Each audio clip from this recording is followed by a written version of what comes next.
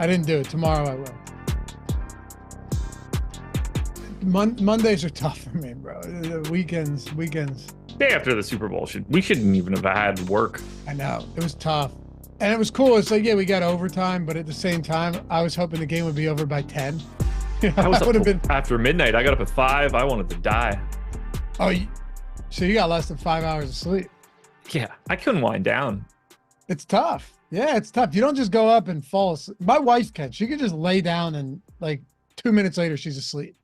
Oh, I can do that. I can't. I gotta throw the AirPods in. Maybe a little Matt and Shane's secret podcast. Little Tim Dillon. I can't listen to something that's gonna make me laugh. Oh, it's great, dude. It's great. But anyway, hey, good afternoon. Welcome to the Stokastic.com NBA. How about that for a segue? NBA Deeper Dive right here on the Stokastic YouTubes. I'm Dave Loughran, filling in for Greg Ehrenberg today. Or I suppose it would have been Matt Belman, who was on Live Before Lock, but Greg had to take off. So Belman got moved to Live Before Lock with Eric. And I'm with my man, Josh Engleman, at Josh Engleman on the Twitters, breaking down a 9-game slate today. What's up, brother? What's going on, man? Feels like we just did this. In some ways, we did. Yeah, I took a nap earlier. That made it get back to this point a little bit faster. Didn't do much of anything today, though. It's been nice. Nice. I wish I could nap. You can't nap? Well, if I nap, I wake up far more tired. And then you get the people that take a 20-minute cat. Yeah, okay. Yes. No. Yes. I can help you here. Listen. Just hear me out. Okay. I'm very disciplined in some areas and very undisciplined in other areas. I'm disciplined in that no matter how tired I am, I won't take a nap because I know I'll power through it. I'm undisciplined where if I fall asleep and set my alarm for 20 minutes, I will undoubtedly turn it off and keep sleeping for another hour. Okay. So here's what I want you to do. Okay. You'll probably roll your eyes at the start of this. I'm all ears. Where do you land on Huberman? I knew this was the start I was expecting. Give or take. Okay. So he touts the virtues of non-sleep deep rest. It's like the video that I use on YouTube pretty regularly is in that like 25 to 30 minute range. And it's all about like relaxing, working your way through like the top of your body to the bottom, like paying attention to sounds in the distance and then focusing to things closer to you. You take these deep breaths, really slow exhales. Really like does a little bit. You really start to feel your body like really relax, loosen, sink into it. I fall asleep constantly in that, and then I have an alarm set for when it's supposed to end. When I wake up, I am never tired. It's the exact opposite. I am somehow like oddly awake at that moment. I think because of the way that it happens, I can't really wrap my head around it. Send it to me. I'll give it a whirl. I'll report back next time we do a strategy show. Okay. Maybe I'll try it during the strategy show. That's fine. The goal, allegedly the goal is not to fall asleep, but I use it as the perfect way to fall asleep. All right. Hit me up. I'm sending it. It'll be in your Slack in 10 seconds. Happy to have you guys with us. Sorry about that. 9 games today. And hey, if you haven't done so yet, take 1 single second, atone for your sins here on a Monday afternoon. Hit that thumbs up. Subscribe to the channel as well. Help us get to 100K.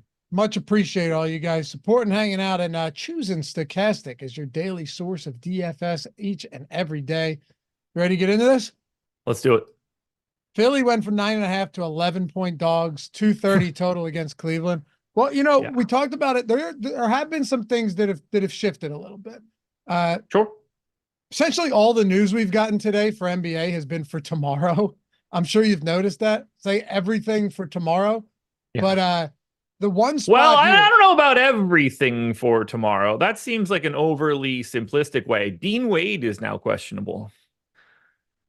We'll get there. Tobias Harris is questionable. Yes. Mo Bamba's questionable. Now, earlier today, we're like, there's not really much here at all, right? Melton's out. No. Got Nicholas Batum's out. Obviously, Embiid is out. But you look at the last time this team played against the Washington Wizards, they got that narrow win, and you only saw 8 guys on the floor. One of them was Tobias Harris, who played 33 minutes. If he's out and Mo Bamba doesn't return, does that mean that unless it's like Kenny Lofton getting significant minutes, but what are the possibilities that Paul Reed and KJ Martin end up just getting the majority of those minutes? I think they'd get a pretty solid chunk. I think you'd see Reed getting into that 28, 29, 30 range. And then you're obviously at that point going to get Martin playing.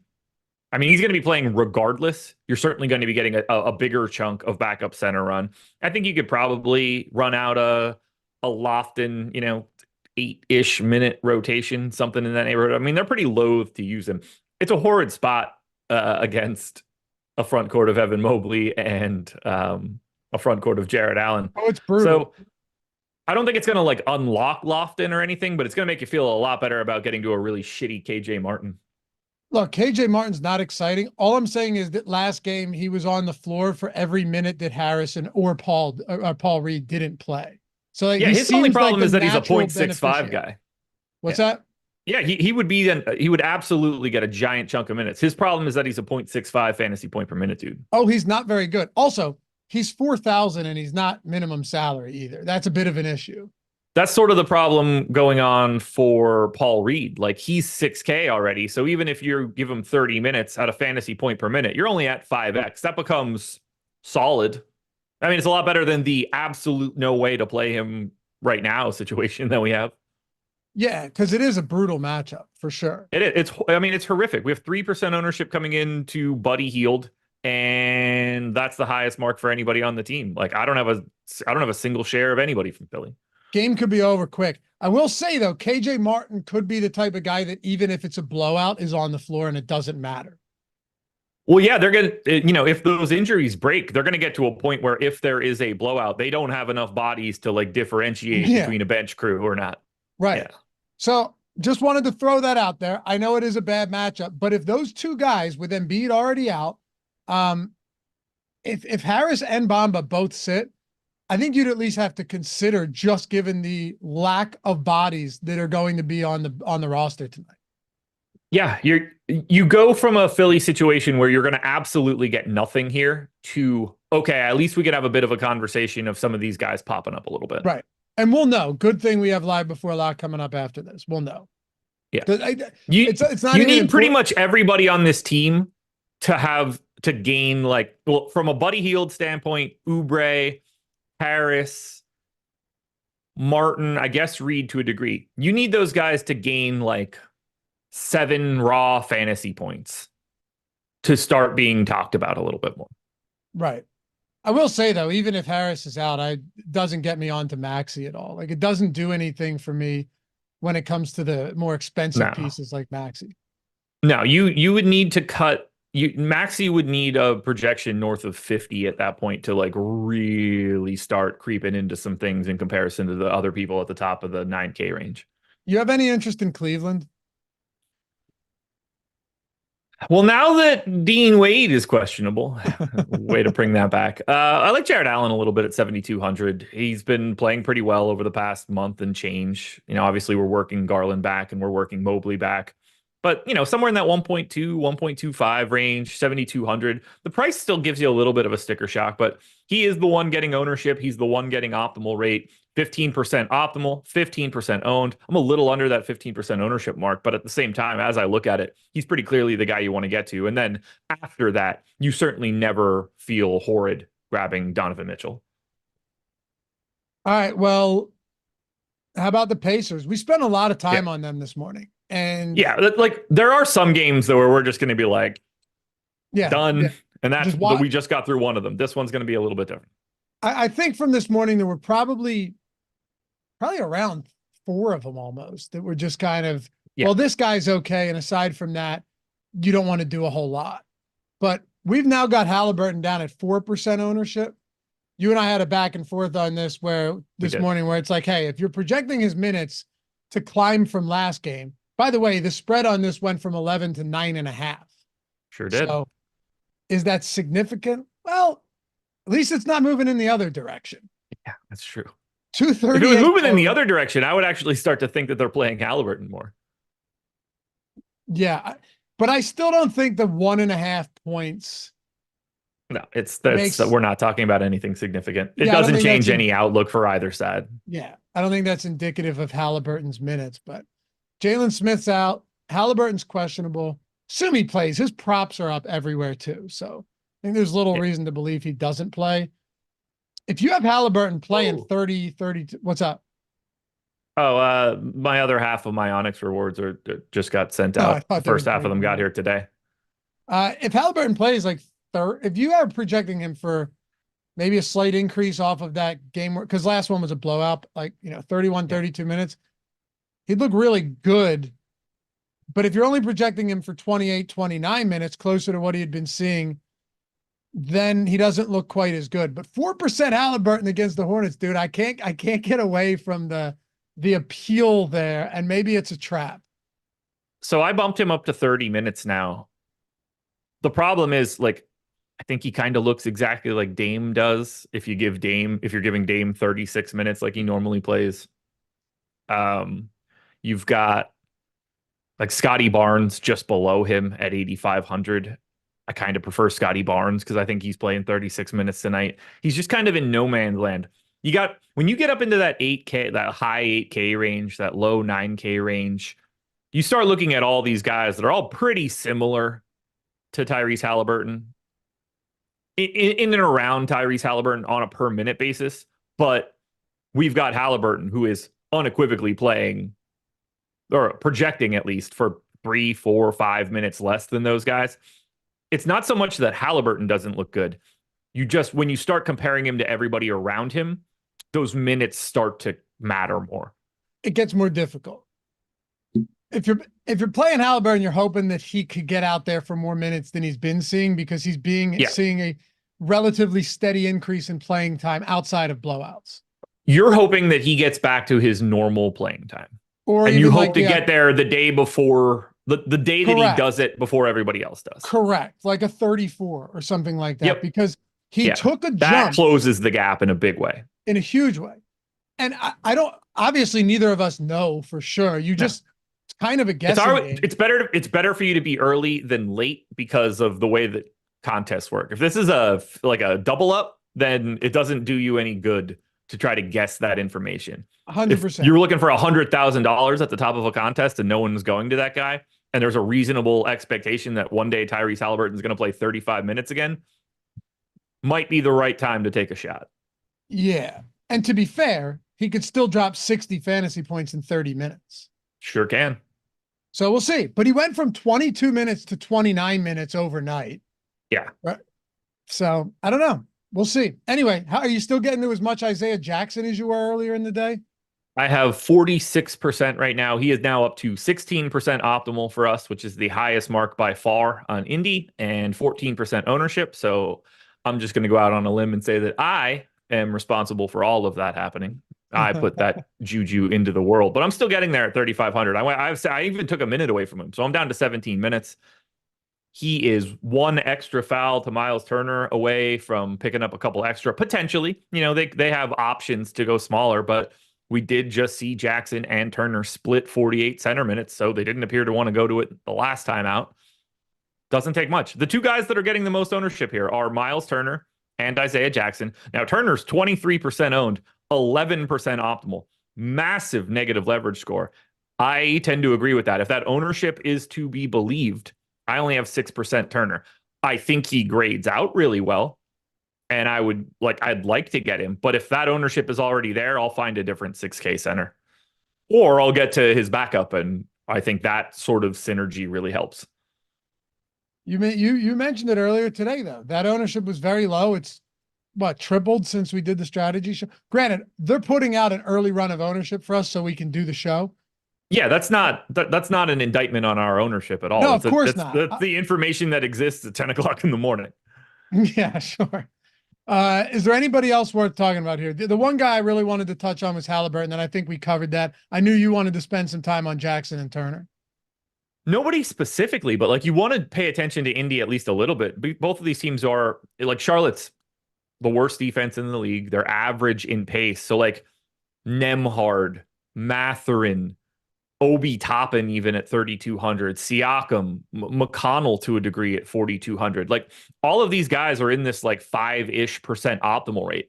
A lot of Indy looks good as a last guy in just because of who they play. Nobody specific though. On the Charlotte side, we've seen a significant shakeup in recent days. By the way, how'd the trade deadline show go? I had a blast. So Good. much fun. The deadline itself sucked, so we didn't get a lot of like steam during the middle of the stream of like, oh shit, so and so got traded, and like people start A being lot more happened the interested. night before or in the morning. Like there was not Yeah. some. I think it was 3 years ago where we had like 50 trades right before the deadline. When I was listening, I can't remember who's I listened to like 10 different trade deadline recaps, so I don't remember who said it. It was probably Nate Duncan and Danny LaRue, but they were talking about how like nothing will ever look like what that deadline looked like because it never stopped. We stopped knowing, we stopped having the ability to understand who was on what team. Like Yeah, it was like guys were getting traded to two different teams at the same time and nobody had any idea what was going on. Three-way 10-player trades and stuff. Yeah. It was nuts. It was what, Yeah. like 3-4 years ago, I think. It was insane. I want to say it was the one going into 2020. Okay, so 4 years ago. Like right before, basically like right before COVID. Yep. Yeah, it was Is insane. what it is in my mind, but they all kind of blend together. I've done 5 of them now, I think. So, but Charlotte has a lot of new pieces. They offloaded PJ Washington and some others. We have Trey Mann getting 21% right now. Yeah. And then aside from that, Bridges around 10. I get it. If the game's close against one of the fastest paced teams in the league in Indy that has a good offense and a bad defense, they really are kind of the picture perfect matchup. Yeah. Charlotte's offense stinks, but Miles Bridges, if this game's close, is playing 40 minutes, 38, 40 minutes. So like there's always that. And we've seen that 40 real actual point upside recently. So I don't know. I can see why he's getting 10% at a mid 7K price point. We mentioned it earlier today too. Small forward, power forward towards the top isn't exactly loaded at all either. No, it is not. I'm getting a lot of this Charlotte team, but it's in weird ways. I'm a little bit over on Trey Mann. I think that ownership is all fully warranted. We have a little bit of negative leverage on him, but I have an extra minute compared to us, so that's probably doing a little bit of work for me. I'm over the field on Grant Williams now at 4,300 power forward center. I'm sure he's very happy to like get consistent run again. Like he's going to play. Like he was getting, you know, obviously he's a jerk off and everybody in Dallas hated him, but like he's going to get consistent run in Charlotte because they don't have any alternatives. He's going to play 28, 30, 32 minutes every single night. Even at 28 minutes at 4,300, he's not the best per minute dude, but you start to be a little bit interested. They could use him as a backup 5 as well, or they did use him as a backup 5. I really like Nick Richards here. He's 3% owned.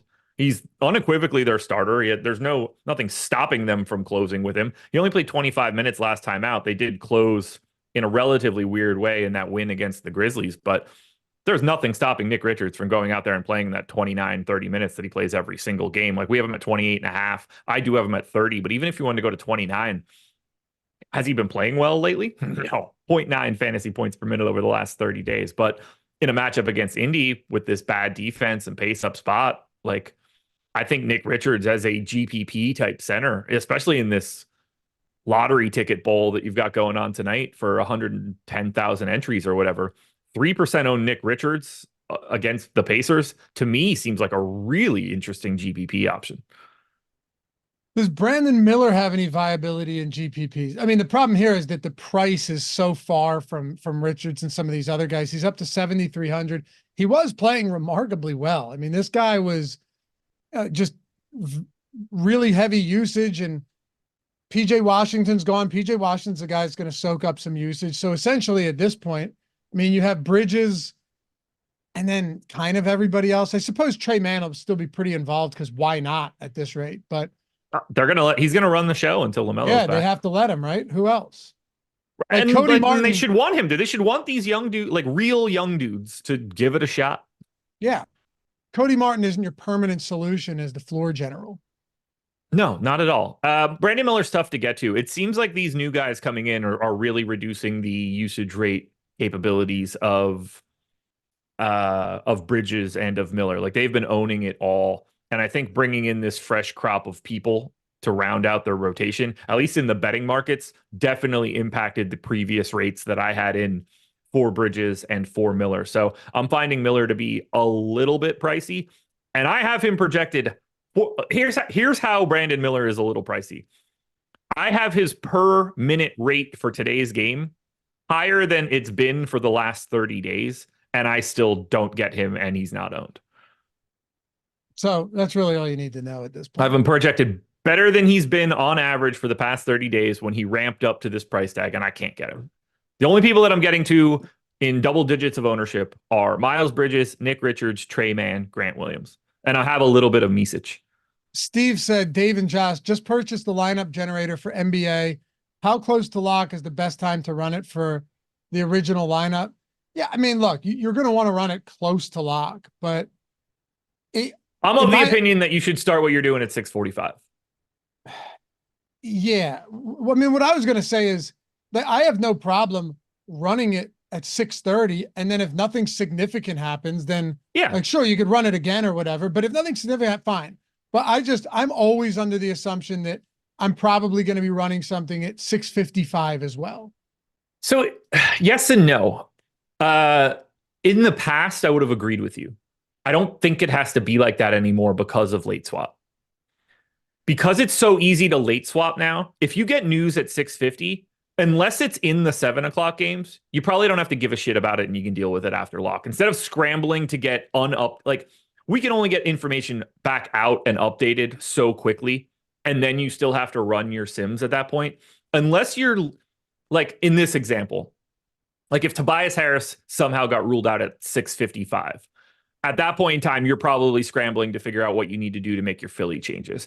But if you're at 650 or whatever, and the news that comes out is Zion is out for the 8 o'clock games, I would continue to build everything that I had with the data that I had up until 7, and then deal with that information between 7 and 7:30. Whereas in the past, I would have tried to get that before 7 because late swapping wasn't as seamless of a process as it is now.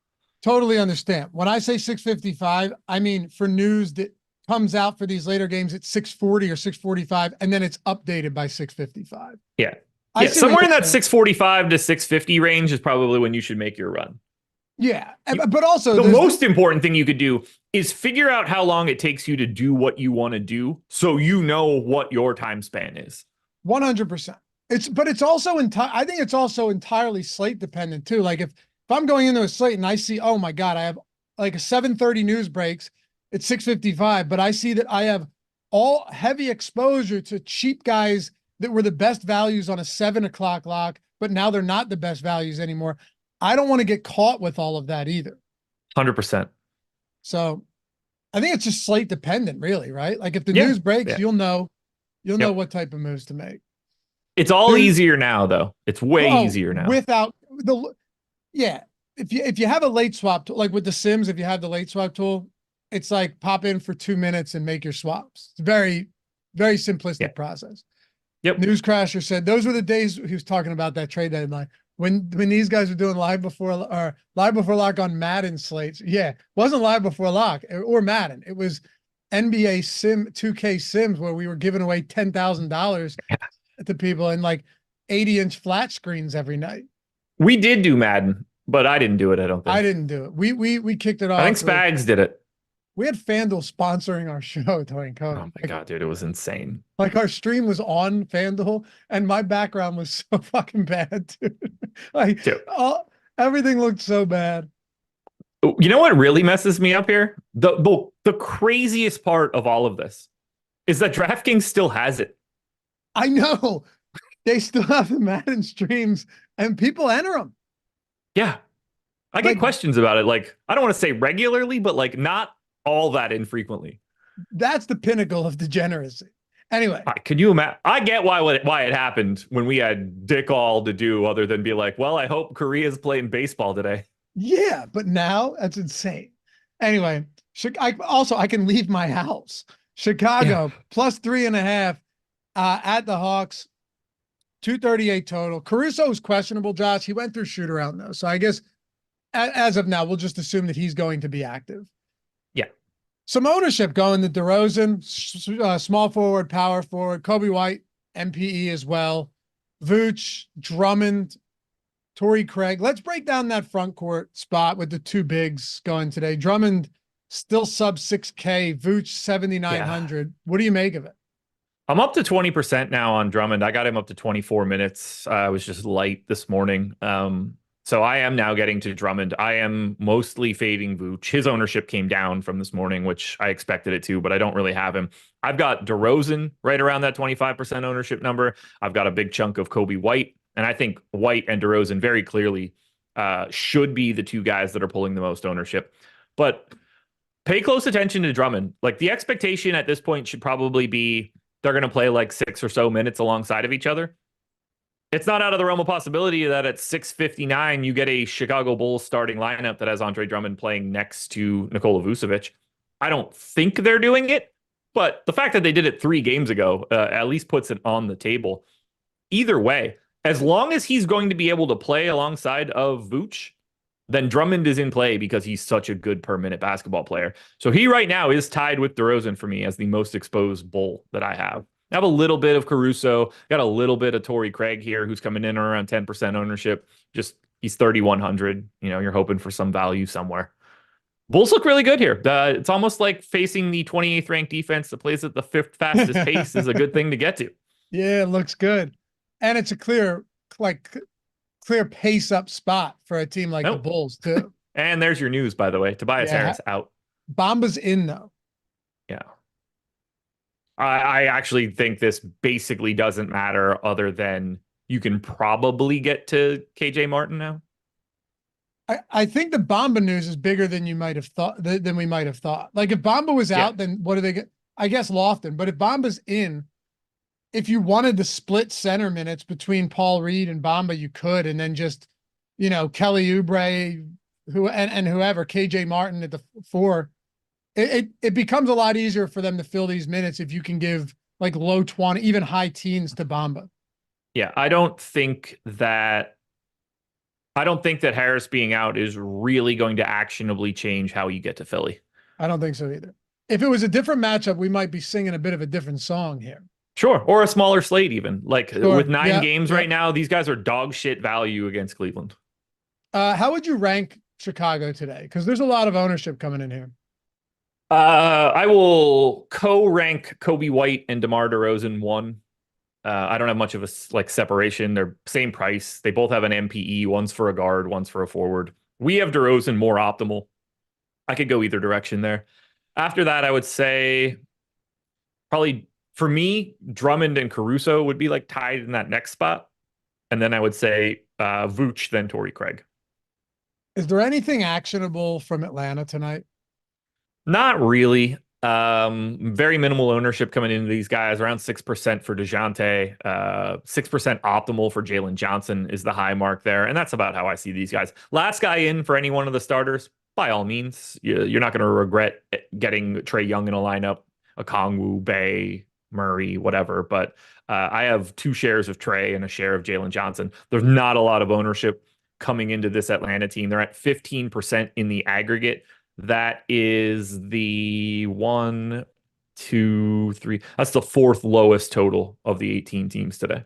Also, the Bulls play at the slowest pace in the league. Yes, they do. They are snails. They're based on my pace numbers. They are 5 possessions slower than Atlanta. That is a massive gap. It's a huge gap. Yeah. Slowest in the league. And then I've got Atlanta top 3 in pace. I was 5th, but it's all the same sort of principle. We're talking about the same shit. It's just tiny margins there. Yeah, it's a big difference. So while it's a great spot for Chicago, it looks a whole lot worse for Atlanta. Let's keep moving then. By the way, how many likes do we have? How many people watch? Oh, Dean Wade is now out. Slate is flipped on its head. How many people watch the deeper dive? I haven't been on this in a while. We got 20, 23, 24, something like that. We got 1,900 with us right now, 235 likes. Now with no NFL, we will see a bump for the next couple weeks. What in fact happens if there is no thumbs up hit by the time the live before lock starts? It's crazy. This is this new feature from YouTube where you can link a like total to a future stream. So if our likes don't hit a certain threshold, you just don't get the experience of live before lock. And that's a free thing for you to do. Hitting a thumbs up doesn't cost you a single cent. But if you want to unlock NBA live before lock and be able to get the final hour of our content, you got to hit that thumbs up. Yeah. It is kind of a dick move on our part to toggle that feature on. Well, you know, if YouTube gives us the opportunity, I'm going to do it. Yeah. What did you say the threshold was today?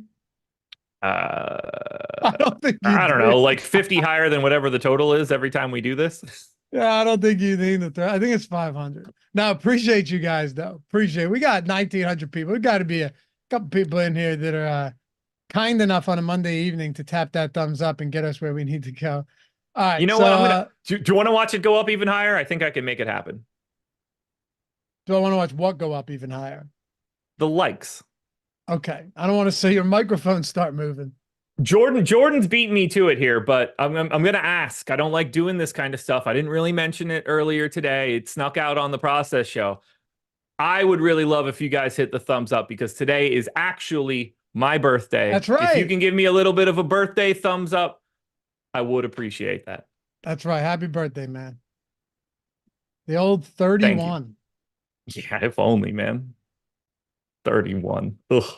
I would give anything. The good old days. I could drink beers and not feel like I was dead. Yeah, San Antonio and Toronto. Let's talk about it. Spurs 6.5-point dogs on the road. Toronto. Do you guys ever wonder why we put the number up for the dogs? It's really just so we can fit it on the screen. Naturally, you'd have the you'd have the spread on the favored side. Just couldn't find a way to make it work. It's more uniform this way. Yeah, road team, line. Exactly. Got a consistent visual. People get it. Spurs 6.5-point dogs, 236.5-point total. If we dig into this Spurs team a little bit today, because when we looked earlier, it was Devin Vassell that was getting like 21%. He's up to 24 now. Victor Wembanyama, still getting around 15. Then there's nobody. There's essentially everything okay over there? Me? Yeah. Yeah. It looked like you were just swatting someone away. I was throwing my Zin into my garbage can. Yeah. Devin Vassell, 6,500 point guard, shooting guard against the Toronto team that should be better than they are if you kind of look at that personnel, but they haven't been. So, I mean, I get it. What's his leverage look like in the boom bust tool? Vassell or Wemby? Devin Vassell. It's relatively negative. It's not pointing, it's not looking great for him, but 6,500 MPE, 35, 36 minutes every single night. He's 24% owned. I have 30. I do think he looks like the easiest dude to get from the Spurs. Like you obviously want Wemby, and we have Wemby being slightly more optimal, not a little bit of positive leverage as well. I'm getting to that same 15% amount that the field seems to be getting to. So I'm liking Vassell. I'm certainly liking Wemby. And I'm actually getting Jeremy Sohan at 5,300, small forward, power forward, as another, large field GPP type play. He's 5% owned. He's going to be in that like 0.9, 0.95 fantasy point per minute range. And it's a very winnable game for the Spurs. They're only 6-point underdogs in Toronto. Like, by all accounts, you should be getting their starters playing their normal starter run. I think that's appealing to guys like Jeremy Sohan. A lot of nice comments in chat for you, Josh. I know, it's crazy. Despite your surprise, cynicism. a couple other people popping in here with birthdays. Somebody had the same birthday. Ron, who he won on Friday and was like tweeting us, and he was just like, "Oh yeah, and today's my birthday." I was like, I didn't want to do this. I don't like talking about it. I don't give a shit about it. I would have sat on it all day and never cared. But like, it's your birthday. You're here. You're watching me at 7 o'clock in the morning. It is also my birthday. Let's share on this one. So it came out earlier today. Good stuff. Can we get to anybody else from San Antonio though? No, I think the three guys, well, like Trey Jones is okay. I think the three guys that I mentioned, though, are going to be your real priorities. Toronto side, it's funny because it's a 9-gamer, and this Toronto team, the pricing has gotten to an odd point where, Quickly and Barrett are both 69 and 7K respectively. Hurdles back up to 6,300. We had seen him dip below that for a minute when he came back on a slight minute restriction. But look, the Spurs, fast-paced team, top 5 in pace, defensive rating, they're 25th as well. So it does make for a pretty decent spot for these guys. Curious to think of, I know you mentioned Quickly earlier in the day as well. But here's who I wanted to ask you about first. Jakob Poeltl returned from that, I think it was like a 12-game absence, right? Played 20 minutes. Then he played 33.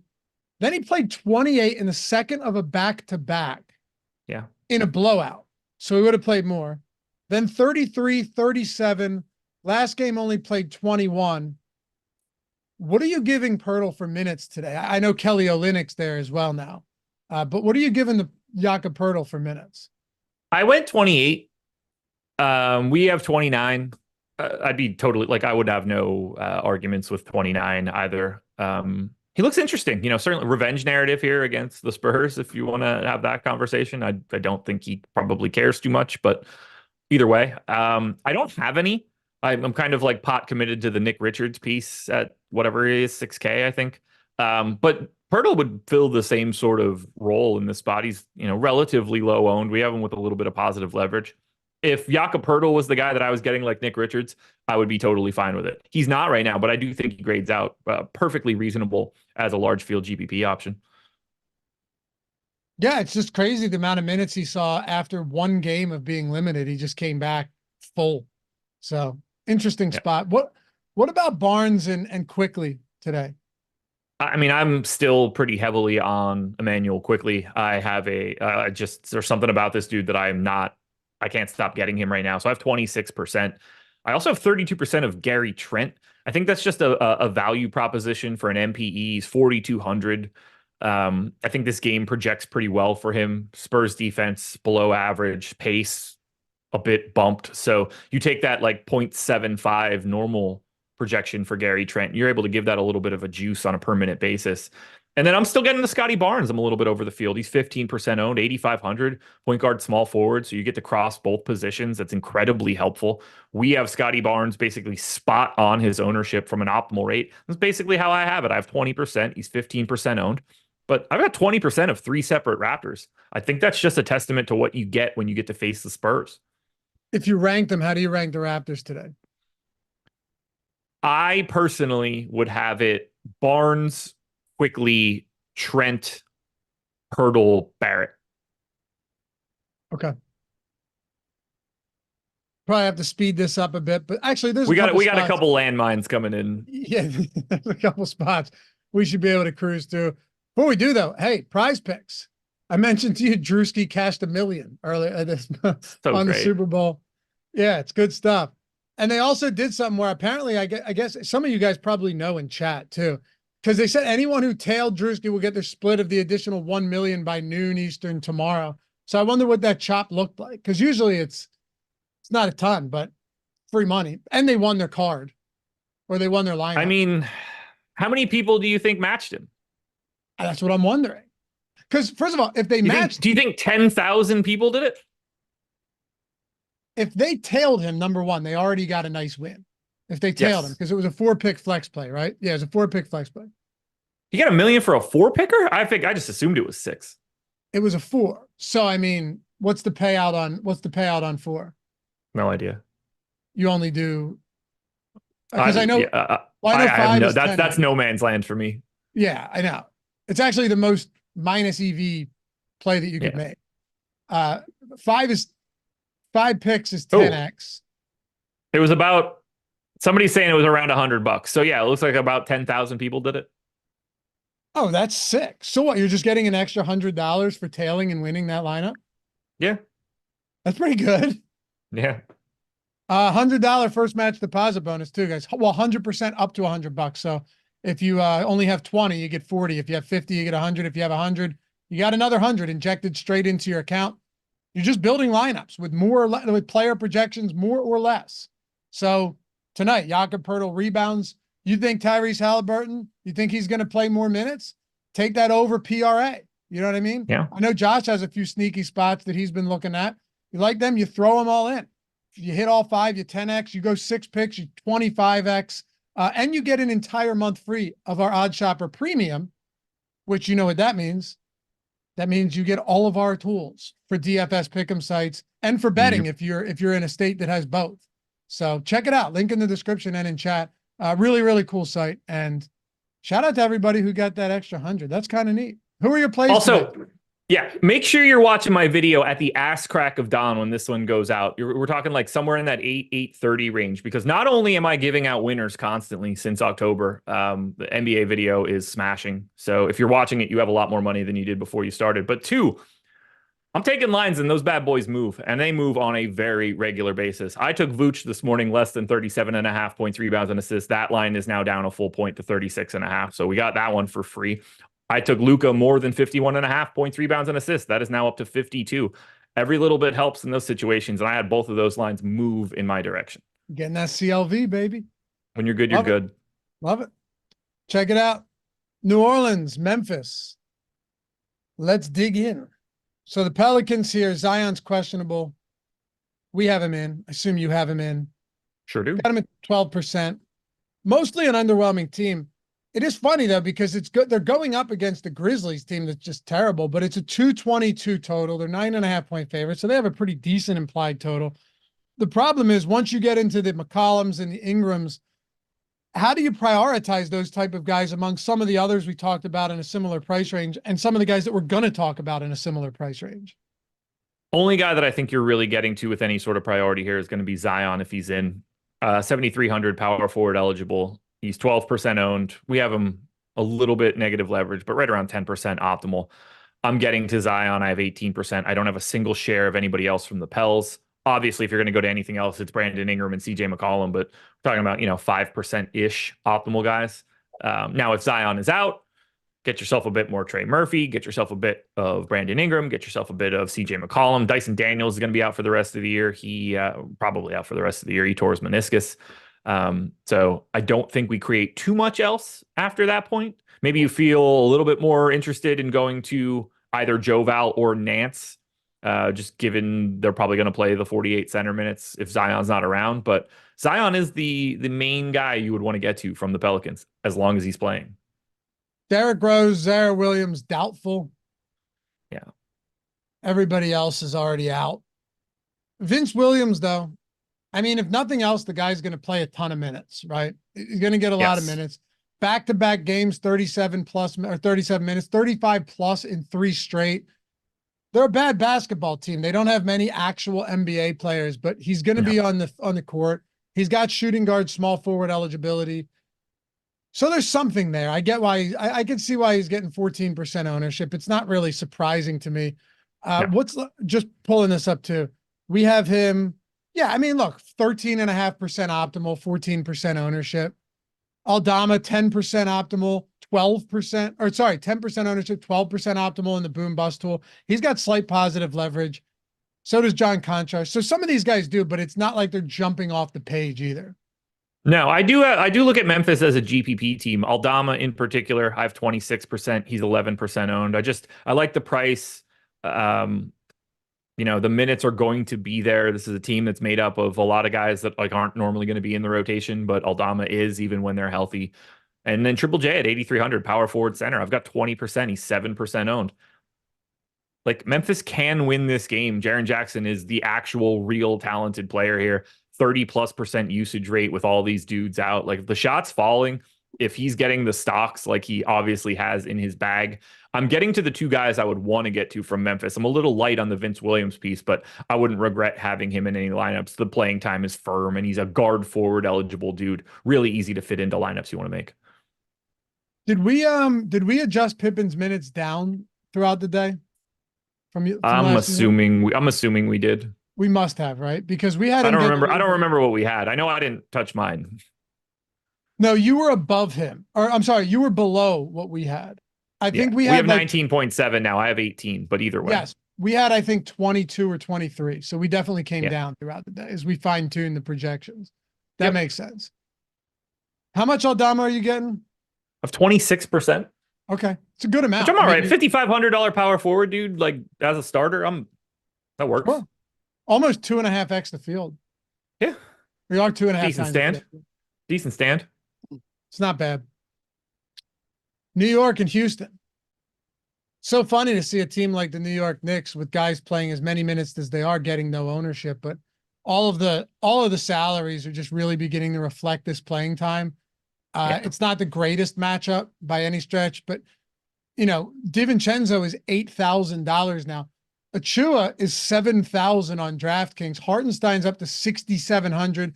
They have Bojan Bogdanovic now, small forward, power forward at 6,300. It's his team. Josh Hart's at 6,500. They looked so good for a straight week there. Yeah. But the salaries adjust, man. And the trade deadline happened as well. They have the second least ownership behind Philly. That'll incrementally go up if Isaiah Hartenstein gets ruled out. But even if he does, we're not creating any sort of tangible value that you feel good about, because everybody's price is sort of where it needs to be. 3% ownership to Brunson, he's 6% optimal. 3% ownership to Josh Hart, he's 4% optimal. I don't have a single share of anybody from the Knicks. There's not much to say for this one. 221 game total is at least what I grabbed earlier, which was the low. Either the Pelicans or Memphis, they're both right around, they're within a half point of each other earlier. They are the two clearly lowest total games on this slate. By the way, we just updated ownership. Yeah. Buddy Hield, just going back to the Sixers with that Tobias news. Buddy Hield, 8.7% ownership. I mean, I get it. Small forward, shooting guard, 6,300. KJ Martin, 2.5%. Okay. What's up? You started with Buddy Hield, and I immediately typed in Indiana into my sheet to like try to track what you were saying, and I was just like, "Fuck, he's not on that team." It happens. Yeah, Hield 8.7. He's gonna chalk. If nothing else, the dude's gonna go out there and rip off some shots. Yeah, that dude. He has no problem getting threes up, and he shouldn't, because he's one of the better 3-point shooters that have ever existed in the league. Yeah, but to our earlier point, with Bamba in, Martin's only getting 2.5%. Doesn't do much. No. I don't hate Buddy Hield, though. There's going to be some games in Philly, as long as Joel Embiid is out, that he just pops off for a huge game. For sure. Oh, yeah. And there's just going to be times where he makes like 6 or 7 threes, and the rest of it is just gravy for you. Yep. How about Houston? Here's some news. Alperen Şengün, waiting on him. Van Vliet's out. Whitmore's out. Van Vliet obviously being the bigger piece, but we knew this, and he's been out. You mentioned this morning on the strategy show, though, that you don't really think the Şengün news is as impactful as others might, just given who your options would be in his absence. Yeah, so we're looking at single-digit ownership across the board, single-digit optimals. I certainly think it improves Jabari Smith's ceiling. He can get minutes at the 5. Especially, and like if you get Hartenstein out, then you feel a lot better about getting to somebody like Jabari Smith. But he's power forward eligible. You feel way more comfortable about his minutes. But then if you look at Jeff Green, like let's just say Jeff Green is going to start and get 30 minutes if Şengün is out. Well, Jeff Green has been a 0.65 fantasy point per minute guy over the past 30 days. I have him at 0.7. So even if you want to be optimistic and give him 0.7 fantasy points per minute at 30 minutes, that's 21 fantasy points. At 4,300, that is 4.9x his salary. That's exactly how I have Jabari Smith projected right now. Like, that's below where I have Nick Richards. Even if you wanted to really cut into Nick Richards, he becomes just a guy. And he's with being if he were 3,200 or something, then you can start having conversations. But he's already priced to a point where you don't create any value. So it's Smith to me. Dylan Brooks gets a bump for sure, because you're taking out that usage, you're taking out that assist rate from Şengün. Both of those things. We're talking about a guy with like a 30% assist rate. Somebody's going to start diming people up. Aaron Holiday probably incrementally looks better. Amin Thompson incrementally looks better. But I don't think we create anything amazing from Houston. You just kind of want to rotate through their starters.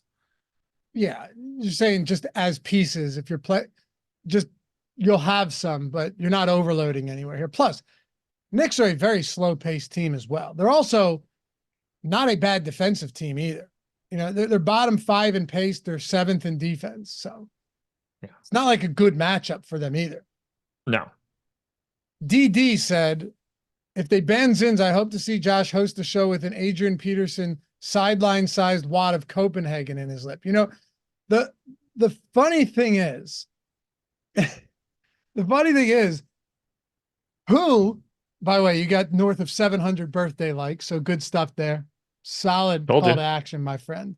Appreciate you guys as well. Who just starts doing that at 38 years old? If I put, do you know how... I was trying to quit smoking at 34, and you just sign up to start the Zins at 38. Why can't I remember? It By doesn't the way, matter. blame Jordan Klein. If I put a pinch, the tiniest pinch of Copenhagen in my mouth right now, I would throw up all over my keyboard. Really? Yeah, I took in a lot of it in high school. We used to throw lippers in all the time on the golf course during the summer.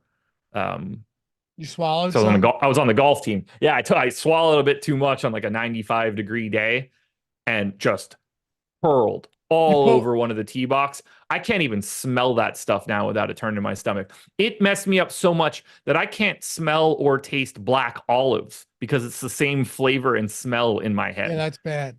You Yeah, pulled a I couldn't even come close to that. You pulled a Sandlot.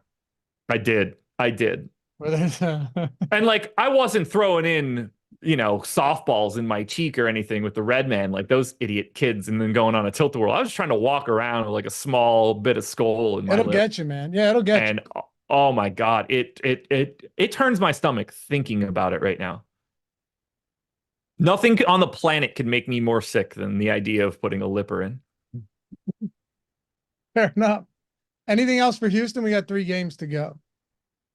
Let's keep it moving. Let's do it. Denver Nuggets, Milwaukee Bucks. You got Giannis, you got Jokic, you got Doncic on this slate. I kind of want to speak about this in context with all of them, right? Instead of just like, oh, Jokic is okay.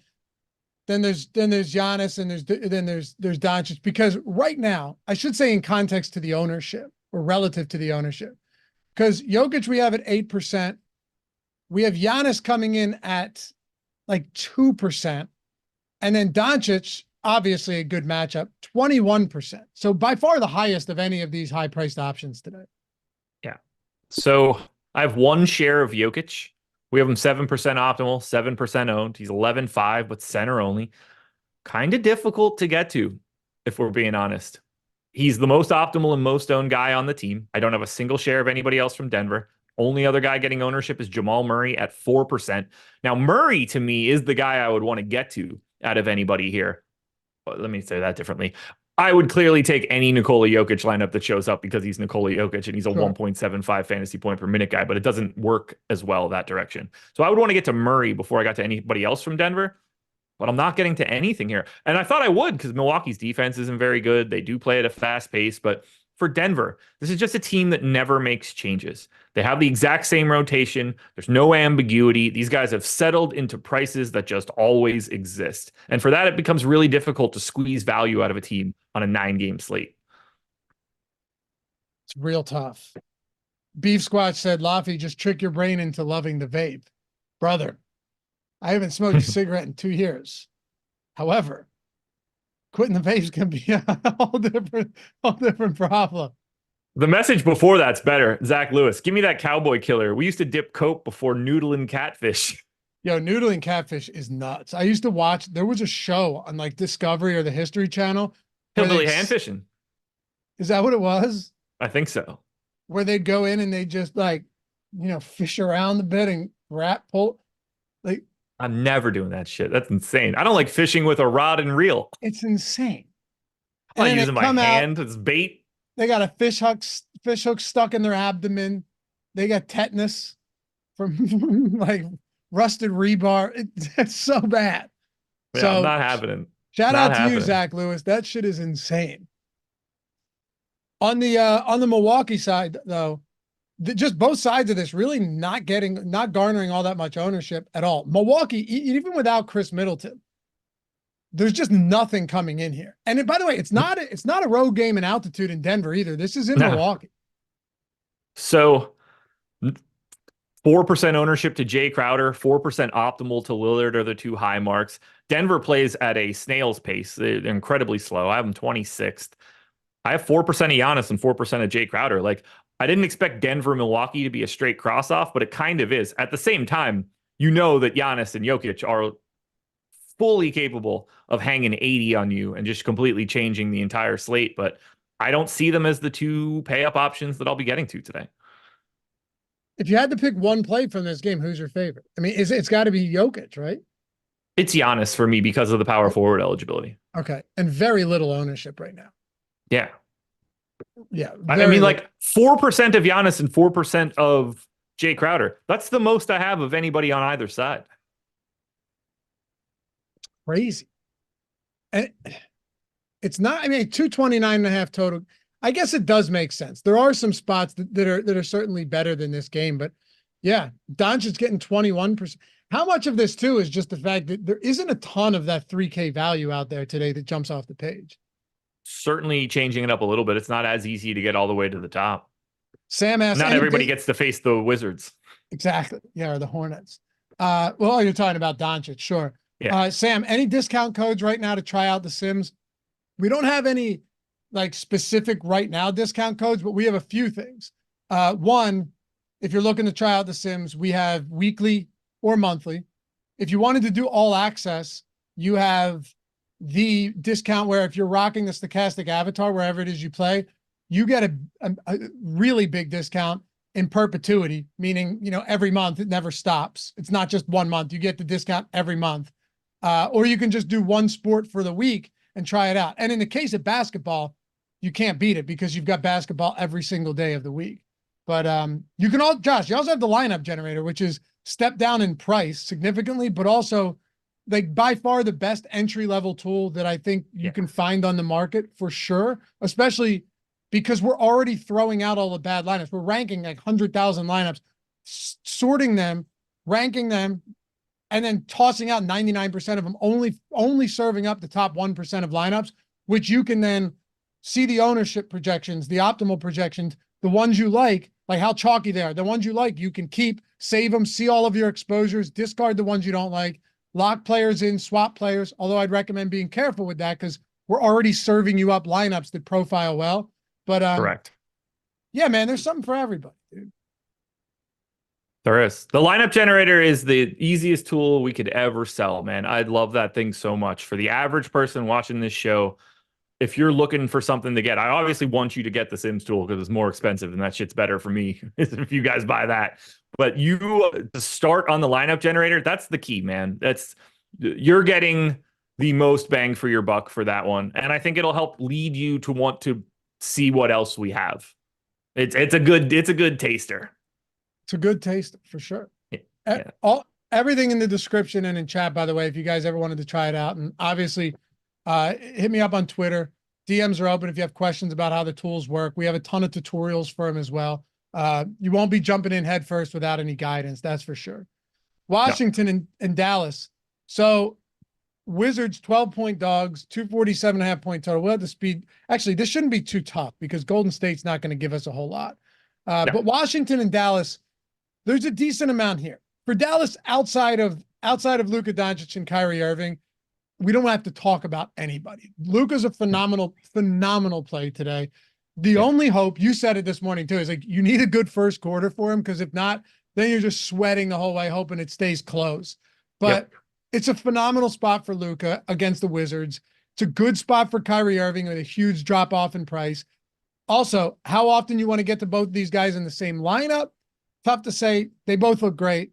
But then on the Washington side, there's some pieces here. And if you're getting this in Washington, then you're hoping this game stays close and you're likely going to have some Doncic on the other side or Kyrie on the other side too.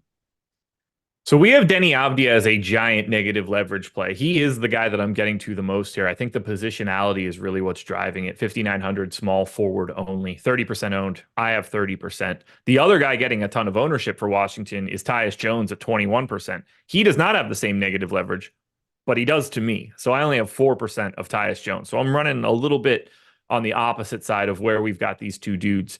They both look fine. Like I don't have a problem with Tyus. I just think 21% ownership is a little healthy, especially at point guard where there's not a shortage of options today. Kuzma, I think, is very reasonable. 7,500 power forward center, going to get some center run as well. To me, he's properly owned at 12%.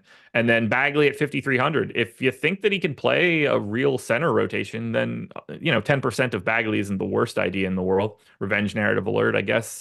Not that he needs revenge against Dallas, but maybe he wants to give the business to Daniel Gafford since they were teammates for 2 weeks. But to me, Denny Avdia is the best thing you can get from the Wizards. And on the other side, Not much to add, right? I mean, Luka and Kyrie are No. They're the only two guys that I think you should really be looking at. I have 50% of Luka right now, 12K, point guard only. Kyrie is point guard, shooting guard. I'm neutral to the field here. I had a bit more earlier. I only have 12% now. We have him 13% owned, but we don't even have Luka with all that much negative leverage. 21% owned, 16% optimal. That 16% optimal should be the piece that makes the most sense to everybody. That is significantly higher than where Jokic and Giannis were coming in. ready to wrap this one up. More than a little bit. And make sure to stick around. Live Before Lock coming up next. Eric Lindquist, Matt Belman taking you up till 7 p.m. tip-off here. We should get some news in the coming hour before lock. Golden State Warriors. By the way, still hit that like button, guys. You got to make sure you hit that threshold so you can see NBA Live Before Lock. What's the threshold again, Josh? What'd you say? What's the threshold? 850. 850. Alex Caruso out. Wow, he went through shoot around too. Yeah. We'll hold that for Live Before Lock because they'll probably open with that. Golden State Warriors, Dre's down to 19% ownership. In the boom bust tool, we have him 16% optimal. So nothing crazy. I mean, it's not bad. It's fine. He's negatively leveraged, but the rest of this I still have 0 of Draymond. Well, how much of Golden State do you have? I have 16% of Clay and nothing else. Okay. He's the only other guy with like a reasonable optimal rate. Kuminga would be okay as an option here. I think Draymond's all right. I just think he's wildly overowned. That Clay interview post game a couple weeks ago made me like him so much more. Yeah. Yeah. Like seeing a true human side of one of these athletes who was at the top of their game and is now coming to terms with the idea that like, shit, man, I might not have it anymore. That's pretty crazy. Like, hey, these young guys are passing me. That's got to be a nuts type of realization to just come to one day. You know what I mean? Like you're not closing. Especially at like a young age. Yes, he's not that old. Not a lot of people retire at 35 because they're forced to. Yep. But only a few years ago. Wasn't long ago that this guy was jacking up like 38 points in a quarter against the Kings or whatever. Where all teams would have been happy to give him $40 million a year. Anybody. So it was just crazy seeing that like real human reaction to shit. This might be like, we might have been here. Now we're here. Yeah. And there's still and actually he's way lower than that. Yeah. Exactly. Either way, play Clay today. Yeah, sure. Look, if he gets worse, his price is going to come down. So it is. What are you doing with Utah? We'll wrap this one. I've got to get out of here. Hand it over to Live Before Lock. Walker Kessler at 5K looks pretty good. He's 37% owned. We are showing him with incredible amounts of negative leverage, but he is also the most optimal dude from Utah. I have 76% of Keontae George. He is my most exposed player right now. 4,200, has a bunch of minutes that he can now pick up with the trades that the Jazz made during the deadline. I have 10% of Jordan Clarkson, 12% of Chris Dunn, 10% of Lauri Markkanen. There are a lot of very interesting value options and pieces for the Utah Jazz now that they shipped out all 48 minutes that they play at small forward. Well, 2,650 people watching right now, Josh. 859 likes. They almost got to that 900 threshold. Almost did. Happy birthday, man. Enjoy the rest of the day. I appreciate you guys hanging out and welcoming me back for a day. If it's only that, it's been very fun. Eric, Matt Belman coming up next. Thanks for watching the Deeper Dive, guys. We'll see you back here soon. Good luck tonight. Peace.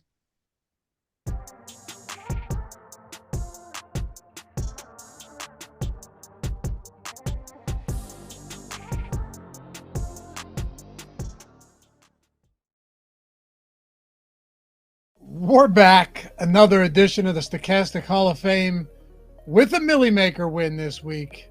And all you got to do to get involved, get up here, inducted into the Hall of Fame yourself, and get a free month of any Stokastic package of your choosing up to $200 value is download the Stokastic profile picture at stokastic.com/avatar. Tweet your wins at Stokastic HOF. As long as you finish top 3 in a field of 5,000 or more, doesn't matter how much you win or how much it was to enter. You are locked into the Hall of Fame, locked into a $200 package over at Stokastic.com. And let's kick it off with a big one. It's our own Steve Buzzard. The Sims were on fire this week. Thankfully, Purdy decided not to run back any further on that final play. This is fitting, given that Steve Buzzard was integral in creating the Sims tool that we have and he used to win a milli. Also, one of the craziest ways to win a milli on a negative 3-yard kneel down for Brock Purdy at the end of that game. Steve winning by 0.1 in the milli. And next up, another big one. We've got JK. Thanks for the content. If only Clay would have hit one more 3 before fouling out, we could have had all the glory. Still, $20,000 win, second place for Skull Crusher. Ain't bad. Brett Shoup, another Hall of Fame jacket. Shout out to all the guys on the Strategy Show, Deeper Dive, and Live Before Locks. Sim City, baby. $5,000, second place for Brett. And Germ, just a simple at Stokastic HOF, $20,000 in the fadeaway. Followed by Adam, been a huge fan of Stokastic, recently got the Sims package, took down the 60K 4-point play last night with the tool. Stokastic, best in the business. Thanks, man. Congratulations. And Namdi, back on fire. Second place in the 7.5K mini max. Shout out to Namdi. We've seen him a few times recently. John Good, been a Stokastic member for a long time, finally decided to try the Sims tool. And this happened on the first night using it. Best in the biz, fellas. Fantastic addition to the community. Second place with the avatar. Lil Soupy, first place with the avatar as well. Makes it feel good. Thanks to Stokastic. Your pre-lock streams are incredible. From Julian, $500, second place. Rocking the avatar himself. And Mr. Tachyon? Yeah, Jordan? Is that right? All right. $1,500. Forgot to post this earlier, but thank you for your NBA DFS tool. Congrats, man. Followed by Taryn at Stokastic Hall of Fame, $750, first place in the 15K fadeaway. Andrew, first week with the Sims package, and it's already paid for itself. Yep, they got night slates too. Yes, we do. $600, second place in the end one. And Humble Soul, $230, chopping third there. Oh, look at that. First place, $3,500. Another Stokastic avatar. Matt, big night the other night. Shout out to the great content. $1,500 for Matt as well. And then you've got Crypto Colazzo, $150 and $250 in the hot shot and the high five. Johnny B decided to tail Eric on the Hardman play. Really paid off. Want to give the NBA Sims Max package a go. You got it, brother.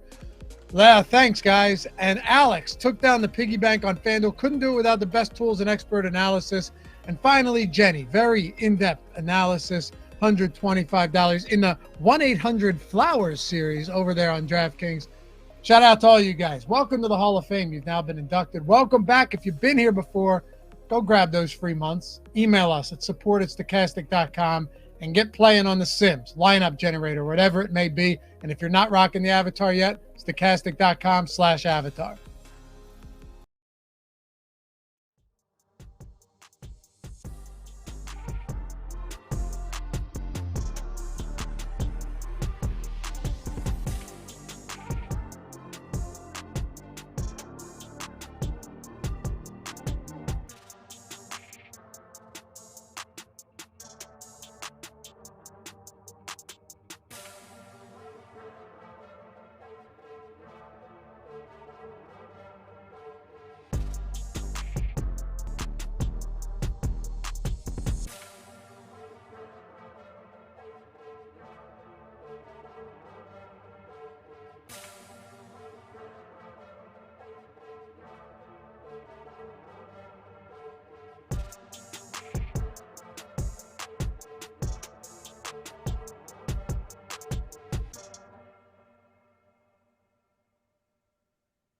What is going on, everybody? Welcome to NBA Live Before Lock, presented by PrizePicks. I'm Eric Lindquist. You can follow me on X at Eric Lindquist.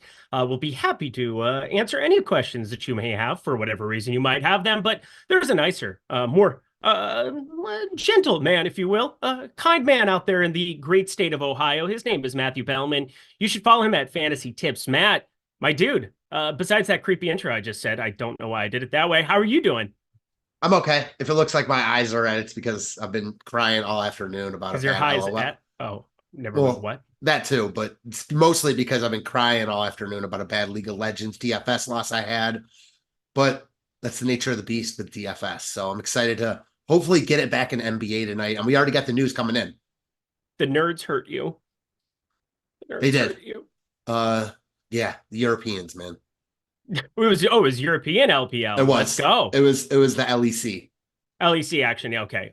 Well, I apologize for such things. Are you going to be okay? We've got 49 minutes. Well, now that I'm here with you, I think I'll be better. Yeah, I'm here with Jordan Klein. I always feel better with Jordan Klein. Saturday was lovely. Remember the Clippers times? Those were good times.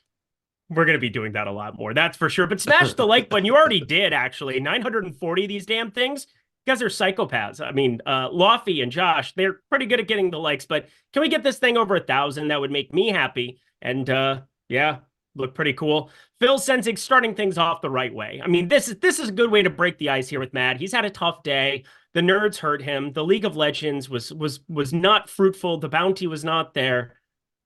He wants to know the velvet rope play of the day. You get to throw somebody out of the club. Does it feel good to have power? Here you go. Here's the power. Who are we throwing out of the club today? Oh man, there's a bunch of guys, questionable guys, getting a ton of ownership today. Denny Avdia is out the club though. The ownership is just way too high for me there. I'm not saying he's a bad play. He projects for 32 DraftKings points at 5,900, but plenty of pivots in his price range. I don't even think you have to go to that price range. He's not coming in the club tonight. All right. Well, I don't really have one right from the get-go here. I'm updating some of my stuff. Caruso is out. Obviously, that is going to matter for me.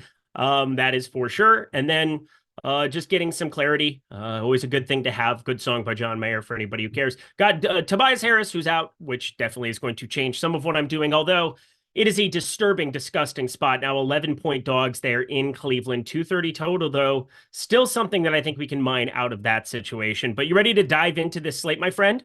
I am. All right, let's smash. We got Jordan Klein at the helm, helping us out here with the help of all of the great things that we have at Stokastic, between the Boom Bust tool, between the Sims tool, between all of that. We're going to be sharing that on screen like we always do. If you're joining us for the first time post-NFL, welcome. The streets are warm here in the NBA DFS streets, and nice to start with a little $4 here. I'm just going to be firing 50 lineups here. Feeling a little bruised and battered after getting George Kittled out of a lot of money yesterday. So just going to be kind of kicking it here, playing sidecar and talking through an NBA slate, having some fun. But right from the get-go, you talked about your velvet rope play of the day, which is just a fun way of explaining it. Let's jump over to Charlotte and Indy, because we've got a couple of these game environments that are starting right from the get-go. We do have the Philly spot with Tobias Harris ruled out there. We have Tyrese Halliburton. I saw that news come through that he's just available to play. He should be available to play here. But I want to start with Trey Mann, because this is a guy that I kind of made fun of on Saturday, where it was like, I'm so happy I'm not playing NBA DFS today. And then he was just like automatic free square at 3K. He's up to 4,600 here. He gets the second best matchup you could possibly have in the NBA. Dallas probably getting number one, going up against Washington today. But Trey Mann, going up against the Pacers, is pulling a ton of ownership here at the point guard spot. And between him, Avdia, and Kessler, I feel the most unsure about what's going to happen with Trey Mann here. Amongst some of these chalkier options, you have Misic there. You got Miles Bridges and Brandon Miller that can take over usage whenever. And if Trae Young's going to be out there creating like we saw, 9 assists right from the get-go, lots of potential assists, I think he's all right. But how are you feeling about a chalky Trey Mann today as somebody who plays just a couple lineups tonight? The only thing about what you just said is that he's the cheapest out of Avdia and Kessler. So yeah, I understand like your point that he's probably the riskiest, but he still is the cheapest. Yeah. I get the ownership. I think he looks good here. I don't think he's a must play given other guys in his price range. I think Charlotte really comes down to between Mann, Misic, who I also think is a really good play, Keontae George. Like, how do you rank those guys? It's a good question. I mean, I think when you're talking about Kessler, I mean, this is just a different situation for him. I think I understand this ownership. Looking at center today, I mean, you have the obvious spend up. You can get to Jokic whenever you want. He's facing Milwaukee, so pace up spot here. I think most people are still going to be going to Luka, which will get me to the Nuke of the night. Somebody else on that basketball team. Shouldn't be too hard to figure that one out. But looking at the center position, I feel as though it's just kind of it's not as strong as what I would expect on like a 9-game slate here. You have Miles Turner pulling tons of ownership against Charlotte, Nick Richards there in that front court, diluted little front court. Draymond Green pulling tons of ownership, who I'm definitely going to be under the field on. And then Wemby, who I love to get to, absolutely love, but Walker Kessler's 5K now starting. Like, if that is going to continue here, 27 minutes of him in that starting unit, if that's going to be the way that they play this going forward, I'm intrigued. I'm with you. That's I the think number one guy. I think he looks great here, but one center you didn't mention, which our tools love, highest optimal percentage on the slate, 4th overall in the boom bust tool, and the highest positive leverage play on the slate, Mr. Andre Drummond. Yep. I mean, I think the point comes, it's clear, like you didn't even mention him when talking about those centers. So I think the ownership is going to be low. What are you doing with Drummond? Oh boy, he's 5,900. It's not exactly free here, but we're seeing the decision that they've made that like him and Vooch can share a floor from time to time here. Don't think that's going to happen today. So 17 Sengun's minutes. in. So we got the Sengun news. That's a good one to have that domino drop here. You had Vooch play 43 minutes. I mean, maybe they just continue to have a little bit of overlap here. I mean, we've got them in with overlap 36 and 25 minutes. I'm not sure what I'm going to do with Drummond here yet. I think that's the best way to say it. I haven't really made any firm stance here. We have half an hour after these first couple games lock, and I'm kind of focused in on these first 2 games and my ownership there, and then I kind of will figure out the rest from there. But I mean, Andre Drummond, is that somebody that even in like one lineup you're rolling out tonight? If he's starting, for sure. Yeah, I mean, if he's starting, for sure. I'm sure that's it for you too. Like if he's not starting, 100%. you don't want to play him. If he is, play him. And I'm with that for sure. I think he'll drop substantially if he's not starting. Yeah. Foul trouble I don't last know. game, unless he would have played more alongside Vooch. And obviously they played a little bit alongside each other, but What was with last game? Do you know? Say that again? I said, what was with last game? I saw you only played 17 minutes, but I didn't really look into it. I'm pulling it up here right now. It was against Orlando. I know that. Here you go. So we have Vooch just over at popcornmachine.net. If you guys don't know what that is, fire it up. It's a good site to be checking in from time to time. But Vooch had very little time off the floor there, and they shared a stint in the second quarter for all of about 2.5 minutes. And then they shared the floor, not again. They barely shared the floor. So it was basically those 2 stints. I guess he shared the floor for a first quarter stint, starting for 4.5 minutes. So yeah, about 8 minutes of overlap in that game. Yeah. I mean, he only played 17 minutes, which is always a risk with him, but yeah, it was foul trouble. Like he's just one where I'll trust the tools here. I mean, you rarely see a guy this high in the boom bust tool with the highest optimal percentage on the slate coming in with leverage. Now, if he's starting, maybe he's higher owned, but he probably doesn't get to be as high owned as he should be. All right. Yeah, I'm going to probably be taking a double back here on this one. Obviously, yeah, in the boom bust tool, everything updated on our side. Everybody did a great job. Our data team does an amazing job of getting things updated in real time for the people over there. And yeah, highest leverage by a landslide on today's slate. I mean, this is the kind of day on a 119,000 person tournament on DraftKings where you can definitely take those kind of shots. But Misic, that's definitely going to be a guy for Charlotte that I'm going to be higher on as well. Positive leverage going his direction. And again, if I'm trying to figure out how to handle some of these chalkier pieces that exist on the slate, but we started down the walk of Trey Mann here in Charlotte. Let's continue on with some of these other chalkier options. Yeah, Keontae George, I have no problem with. Obviously, Simone Fontecchio played out on Saturday against Detroit, which is pretty wild. There was a moment where I just couldn't believe what I was witnessing from that man, but he is no longer there. Rotation's thinned out a little bit to a certain extent. Keontae George, 4,200. It's always a minutes thing. He's a 0.9 fantasy point per minute guy. If we get to 27, 28 minutes here, looks really, really good in our projections here as well. But some of the chalkier options do exist on that Chicago team that aren't Drummond. What are you doing with Kobe White, DeMar DeRozan? We got a lot of news that guys were going to be in. We saw Giannis and Damian Lillard in here as well. So maybe not as much value as you were maybe think you were to get on this slate, but like Kobe White and DeMar DeRozan, there's not a whole lot that could change between now and later that isn't going to have me facing them up against Atlanta because confirmed, good spot for sure. Yeah, really, really good spot. I don't like them as much as our tools do. I like them here. I mean, they're priced, they're too cheap, but they're coming in like they're all owned, either appropriately or over-owned. Drummond's ownership is now up to 20, it's right in line with his optimal percentage. DeRozan's over-owned. Kobe White's way over-owned. Vucevic is right in line. I don't like him as much as the others. I think they're fine plays. Just not sure I'm going to get to that price point. this is one where I do think they look the best between 7,500 and 8K at their respective positions. I'm just not sure I'm going to get to that price point with Kobe White. I like Misic and Man. I like Keontae George. I like Luka. I like Kyrie, who I'm sure you're going to talk about in a little bit. So just not sure I'm going to get to that price point. Real quick on Charlotte, what's your take on playing Man and Misic in the same lineup? No problem with it, probably. They're so cheap. There's going to be, yeah, so cheap. And I mean, just looking at the rotation there, I mean, there are so many guys that have now, Rip City to them, completely thinned down rotation. I mean, they have Seth Curry going out and playing minutes, but 26 minutes for Misic. You saw a lot of overlap with him and Man, I believe. Let's see. Not a ton of overlap between them, actually, at all. But enough where I think there's no reason that they can't share a floor together for a number of these spots. Misic came in. They shared a little bit of a stint in that second quarter it was. So, yeah, there's enough of an overlap there.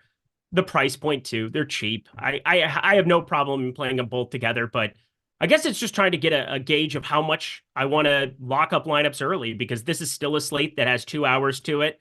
I think we've shored up a lot of our questions, a lot of our answers. Maybe we get a funky starting lineup from Dallas. I doubt we do. I doubt that they do something weird where it's like, hey, Gafford, enjoy going up against your former team. Although stuff like that isn't completely out of the question when you're an 11-point favorite and the guy just got done smashing in his debut last time around. But not sure that there's going to be anything funky coming up later, but it's always good to have that swap ability. But feels like the price points make it so appealing to get to that Charlotte side still. That's kind of why I don't really want to spend up on the Charlotte guys, even though I think Miles Bridges of the world, Brandon Millers are fine plays in their own right. I just think I'd rather have the flexibility. With the cheap guys, though, I don't need it as much. I think there's merit in holding out, and certainly there's merit in not playing them both together. But I think they're definitely both in play. And guard just got more interesting with Scotty Jr. announced to be the starter for Memphis. G.G. Jackson ruled out Monday for violation of team rule. He was a bad boy. Wonder what he did. Naughty GG. He got going, Jackson. He got Jackson. Is there a word for tardy that starts with a G? Nope. Brain shut off. That's all I got for you. That was embarrassing. I tried. But Scottie Pippen Jr. starting. This is an interesting one. I'm pulling up some stuff here regarding that for sure. That is going to be something that matters. They're facing the Pelicans. They're massive, massive dogs here, as is. Scottie Pippen Jr., though, started last game, so we know what that looks like. 29 minutes. He's 4K. I mean, shit. So, and I wrote him up today also. I think there's a lot of confusion regarding his status. It was 2 games ago. He wasn't with the team last game. There it is. So here's the thing. He's on a 2-way contract, okay? Yeah. If you sign a 2-way contract before the season starts, you're eligible to play in 50 NBA games before your contract has to revert to a regular contract. Yep. He signed halfway through the season, though. So he's only got 25 games they can play him in the NBA before they have to revert him. So I think you're going to see him be inactive on some games, and the games he plays, like he starts, there's not going to be like a minutes limit or anything like that. Yeah, I like Scottie Pippen. I mean, this guy, he's always gotten things done on a fantasy point per minute basis. Scottie Pippen Jr. has 1.11 DraftKings points per minute this season. He is 4K. I mean, that's really what it comes down to, is like he is now in his 3 starts played 32, 22, and 29 minutes.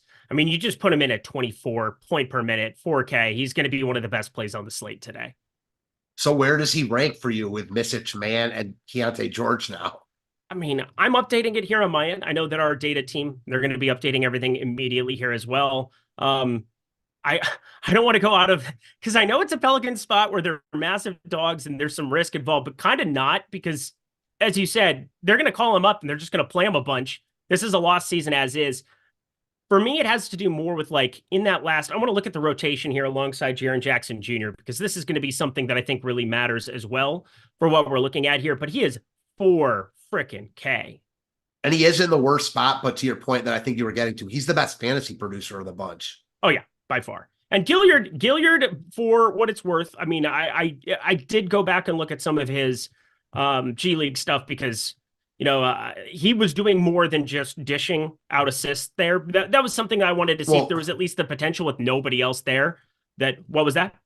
No, nothing. Go ahead. Sorry. Yeah, I just wanted to make sure that like he wasn't a complete nothing when he was on the floor there, because he has the lowest usage on this entire team of any single player who's been on the roster for Memphis this season. That includes Trey Jameson, Shaq Harrison, Matt Hurt, Vince Williams, Xavier Tillman, Luke Kennard, Jalen Noel. He was there once upon a time. Jake LaRavia, David Roddy. I mean, we're talking nobodies. And Gilliard had just an 11.6% usage in 637 minutes. So good to see that he was at least doing it in G League. But now we don't have to think about him because it is officially Scottie Pippen Jr. season with his 22.4% usage in 157 minutes this season. Yeah, I see no way around him being one of the best pieces of value on the slate.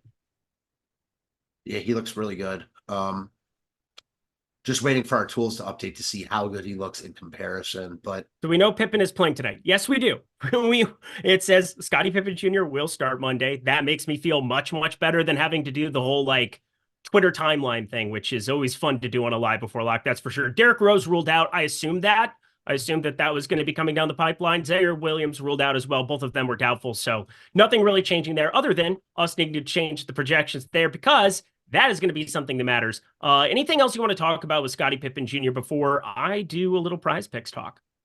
Does the GG Jackson news really have does that alter the slate at all in your eyes? Yeah, I like Santi Aldama a little bit more. I updated my stuff here. I gave him an extra minute and I added about, let's see, what did I put that to? Yeah, so he's 5,500. That's definitely going to be somebody that those minutes are shored up. Trey Jameson at 3,700 on a different slate, I think would be interesting potentially to talk about. Jaren Jackson Jr. should be able to do whatever he wants. Like he's just going to go out and chuck. I think he's interesting against the Pelicans if this game stays close. Vince Williams was already interesting to me on today's slate, but he was already the guy pulling actual ownership from this team. I think it's going to be Aldama. I mean, Scottie Pippen is the clear-cut number one now for me, but I think Aldama is going to be the guy who gets the biggest upgrade for me. Yeah, I'm with that. For the GG Jackson news, that is. Yeah. Alrighty. PrizePicks, my friends. I love this site. I play it every single day, and I hope you guys do too. And you can sign up down below. Take opportunity. Anytime that there are sign-up bonuses, anytime there's an opportunity to get free stuff just by checking out a site, awesome. I would be doing it. But specifically at a site like PrizePicks, which is the largest pick'em site that exists on planet day Earth. It is phenomenal. You get 1 month also of OddsShopper Premium. That's up to $100 first match deposit bonus in addition to it. So again, 1 month of OddsShopper Premium right now, $49.95. So that's a $50 value. But then you get the $100 first match deposit bonus from PrizePicks as well. That's $200 to get jump started over at this site. You're playing across multiple sports. I mean, I know my guy Matt was talking a little bit about League of Legends. They have those fired up every single day in the e-game streets. They have the League of Legends tab. They have CSGO. They have everything you could possibly imagine. They've had Highlight. Yes, Highlight showing up at the top of the bar. You can play across multiple sports and an opportunity to win up to 25x your money with standard payouts or up to 100x when you're talking about the Green Goblins and the Red Devils. That is great stuff, my friends. Take advantage of everything PrizePicks is offering here. So that is that month of OddsShopper to be able to go to the Fantasy Optimizer, find some of the best plays across all of the pick'em sites, and then $100 first match deposit bonus there in the link in chat or in the video description box below. PrizePicks, phenomenal stuff. If you want to get your day going over there, firing up my videos over on Lindy's Locks. You guys can check that over on TikTok. Yes, I'm in the TikTok streets firing up Lindy's Locks. People have really enjoyed those because, again, went a nice 12-1-1 to start off there for my first week last week doing that. So, hey, if you've been tailing, you've been enjoying that for sure. Daniel Gafford, less than 10.5 points. Not sure where that number is at now. But Tyrese Maxey has definitely been steamed up since Tobias Harris was out. We got some nice closing line value on that at 41.5. So check out PrizePicks today, friends. Going to be an awesome site to talk about here just nonstop throughout the rest of this NBA season because it's profitable. It's a really great opportunity to help you guys win some money. And yeah, between OddsShopper, the Discord, free plays that I'm putting out on Twitter.com or X, whatever you want to call it here at this point in time, we can get you guys a little bit of that extra coin. That's for sure. Alrighty, y'all. Is it Nuke of the Night time, Matt Belman? Is it Nuke of the Night time? Yeah, sounds appropriate. I think it is. Producer Jordan. Smash.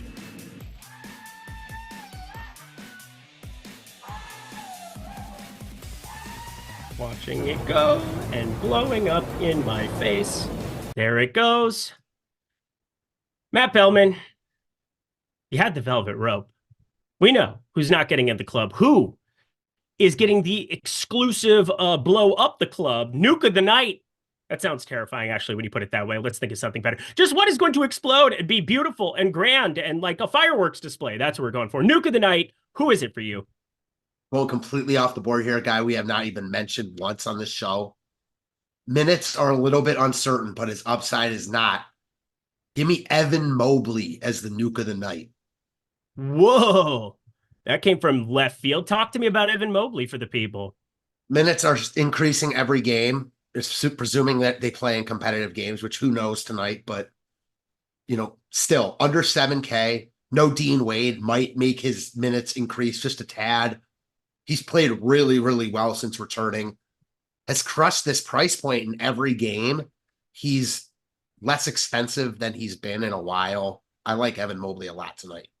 All right. I don't hate that shout out. Not where I was expecting you to go with that one. I do have 2% of him right now. Maybe give him a little bump in the Sims tool, but I have to talk about Kyrie Irving here today. He is $8,800 going up against Washington. Washington, we know by now, they are target-rich environment for basketball. First in pace, 102.9 possessions per 48 minutes. They're 27th in adjusted defensive rating. They are complete dog doo-doo. But here's the thing. Everybody's going to be getting to Luka Doncic. And there's kind of built-in leverage to not having Luka Doncic in a lineup, who's in over a quarter of people's lineups right now and could end up being higher. He's been higher in a lot of these spots, and I'll have some Luka. Don't get me wrong. But if you have lineups that have Kyrie instead, you're talking about a guy who's still a 1.24 fantasy point per minute guy since the 1st of January. You're talking about somebody who just got back into the mix 4 games into this. 1.31 fantasy point per minute producer when healthy over the course of this entire season. I think we see some shots go down. He's had only around a 24% usage since he returned here in these 4 games. If you bump that to 30%, which is going to happen more than 1 every 5 nights here, I would think, in a Dallas Mavericks uniform, this is an opportunity to buy low. Yeah, you heard me. Buy low on a sub 9K Kyrie Irving, because there are going to be spots coming down the pipeline very soon where he is 9,500. And so Kyrie Irving, 8,800 in the best possible matchup you could run into. Kyrie Irving, nuke of the night. Enjoy that one. Yeah, that's, totally reasonable as a nuke of the night play. Jordan Clyde super chats. We got a ton of them. We are going to get flying. I wanted to get all the fun stuff out of the way here, Jordan, because now we're 26 minutes from lock. Lots of things to talk about, lots to get to. We start with Ace of Spade here. DK tiers options, best options. Thanks, guys. I'm more than happy to do that for you, Mr. Ace of Spade. Did you build out any DK tiers lineups, or do you want me to just fire some of those off here? You got it, man. All right. I will fire that off here. Tier 1, everything I just said about Kyrie Irving and whatever else, disregard it, because tier 1 is Luka Doncic. So enjoy that. Tier 2 is going to be, for me, Donovan Mitchell. Tier 3, Victor Wembanyama. Let's talk about him. He almost was nuke of the night. Tier 4, Scotty Barnes. Tier 5, Vooch. Tier 6, Jared Allen. Enjoy that. Good luck to you, Ace of Spade. Always appreciate you. Anthony Masilli, $1.99. Fave plays per position on DK and fave low own play. So he's asking for 10 plays in one super chat. I suppose we can oblige. Matt, let's go position by position here. Your favorite chalky point guard? Scotty Pippen. Scotty Pippen for sure. Did we get everything updated on that, by the way? So he's breaking the tool? Ownership isn't updated, but yeah, projection and stuff is. He's going to be in damn near everything that I'm doing here. And obviously, I just talked about him, Kyrie Irving, like getting to him. Isaiah Hartenstein ruled out. We'll talk about that in a second. I'm going to go Misic at shooting guard. You go Misic at shooting guard. I love that one. Obviously, the positive leverage there is nice. Chalky, guys, I am playing more Kobe White, it would sound like, than you are. I'll go Vince Williams then, now with the news that GG Jackson, those are minutes, not that are going to get replaced by Vince Williams, but we've got him for 35 minutes. That's good enough for me. Small forward, DeMar DeRozan for me. And then on the cheap end, I like getting to Brandon Ingram. How about you? Well, not, you mean the low owned end. Yeah, he's low. Yeah, you said cheap, but you meant low. Low. That's what I meant. Sorry. Chris Dunn, I hate it, but I also hate the small forward position. So it's true. It's give and take. All righty. Did you have a low owned one? Oh, I thought it was just a favorite low and play at the Oh, end. no. Chalky one and then low owned play. Okay. He wanted 10 plays. He's lucky like that. He gets them all. He gets them all. Marketing. Okay. I'm all right with that. I can get behind that. Power forward, Victor Wembanyama. And then on the unowned side of things, Grant Williams. I don't think anybody's going to play Grant Williams, but they're playing the Pacers. He's 4,300 against Indy. I'll take some shots. How about you? I don't mind that call at all. For me, I just got to go back. My low owned point guard is going to be Jamal Murray. I like him a lot tonight. No one's talking about him. I was obviously confused at the beginning of the question. That is my bad. I should pay more attention. At power forward, my low owned guy is Evan Mobley. Okay. My chalky guy is Wemby. I'll go with you, Wemby. All right. And at center here, Walker Kessler. He is good chalk. Let's go to on the bottom end of it. How do you not like Jokic sub 10%? That seems fun.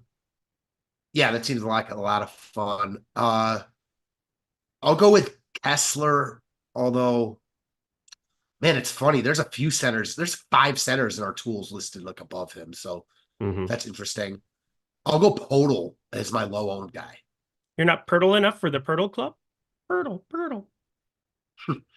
Messed it up. This guy is. That movie is old now. It's weird to think that was a thing when was I in high school? I can't remember.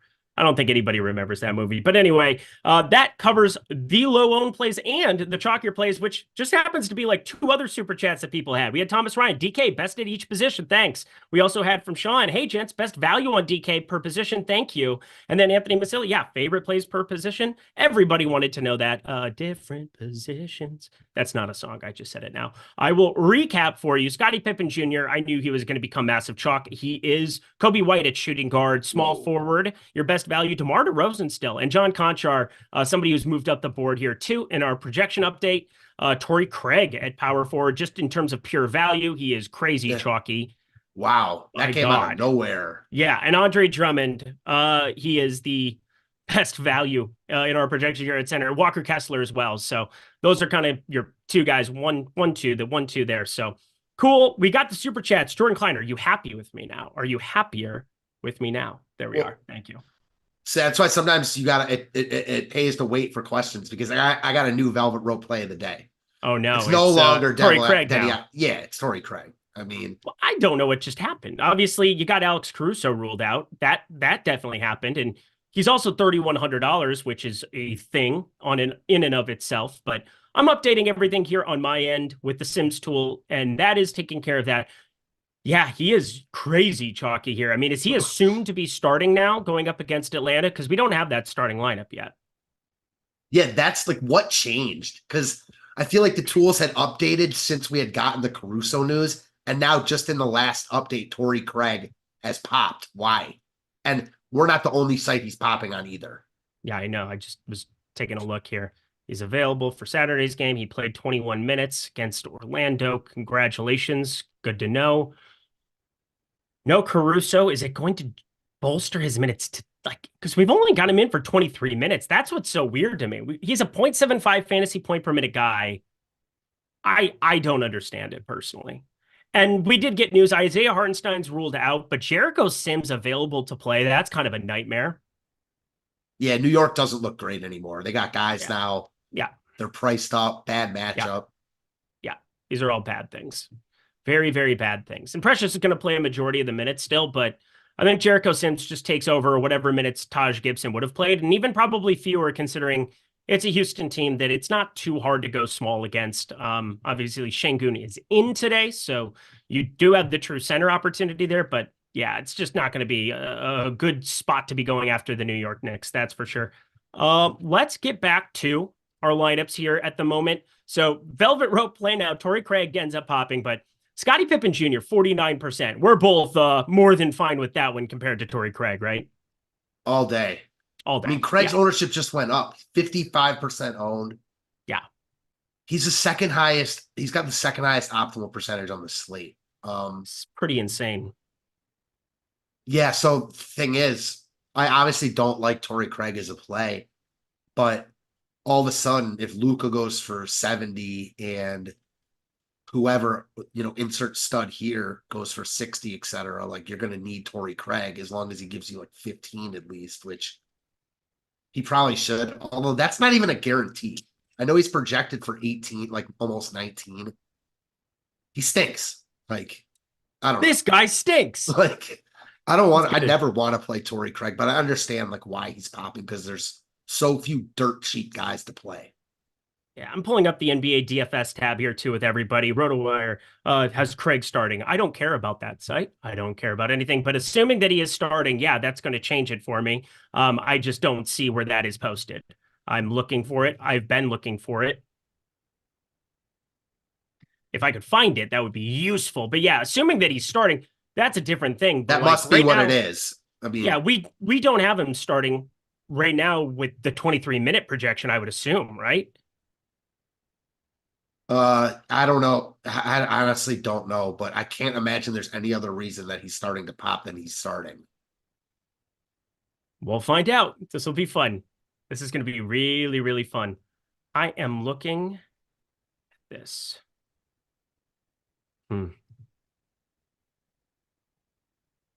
My gosh, this is just insane. Okay, Tory Craig. I don't see it listed anywhere here right now, but anywho, I will find something here on it.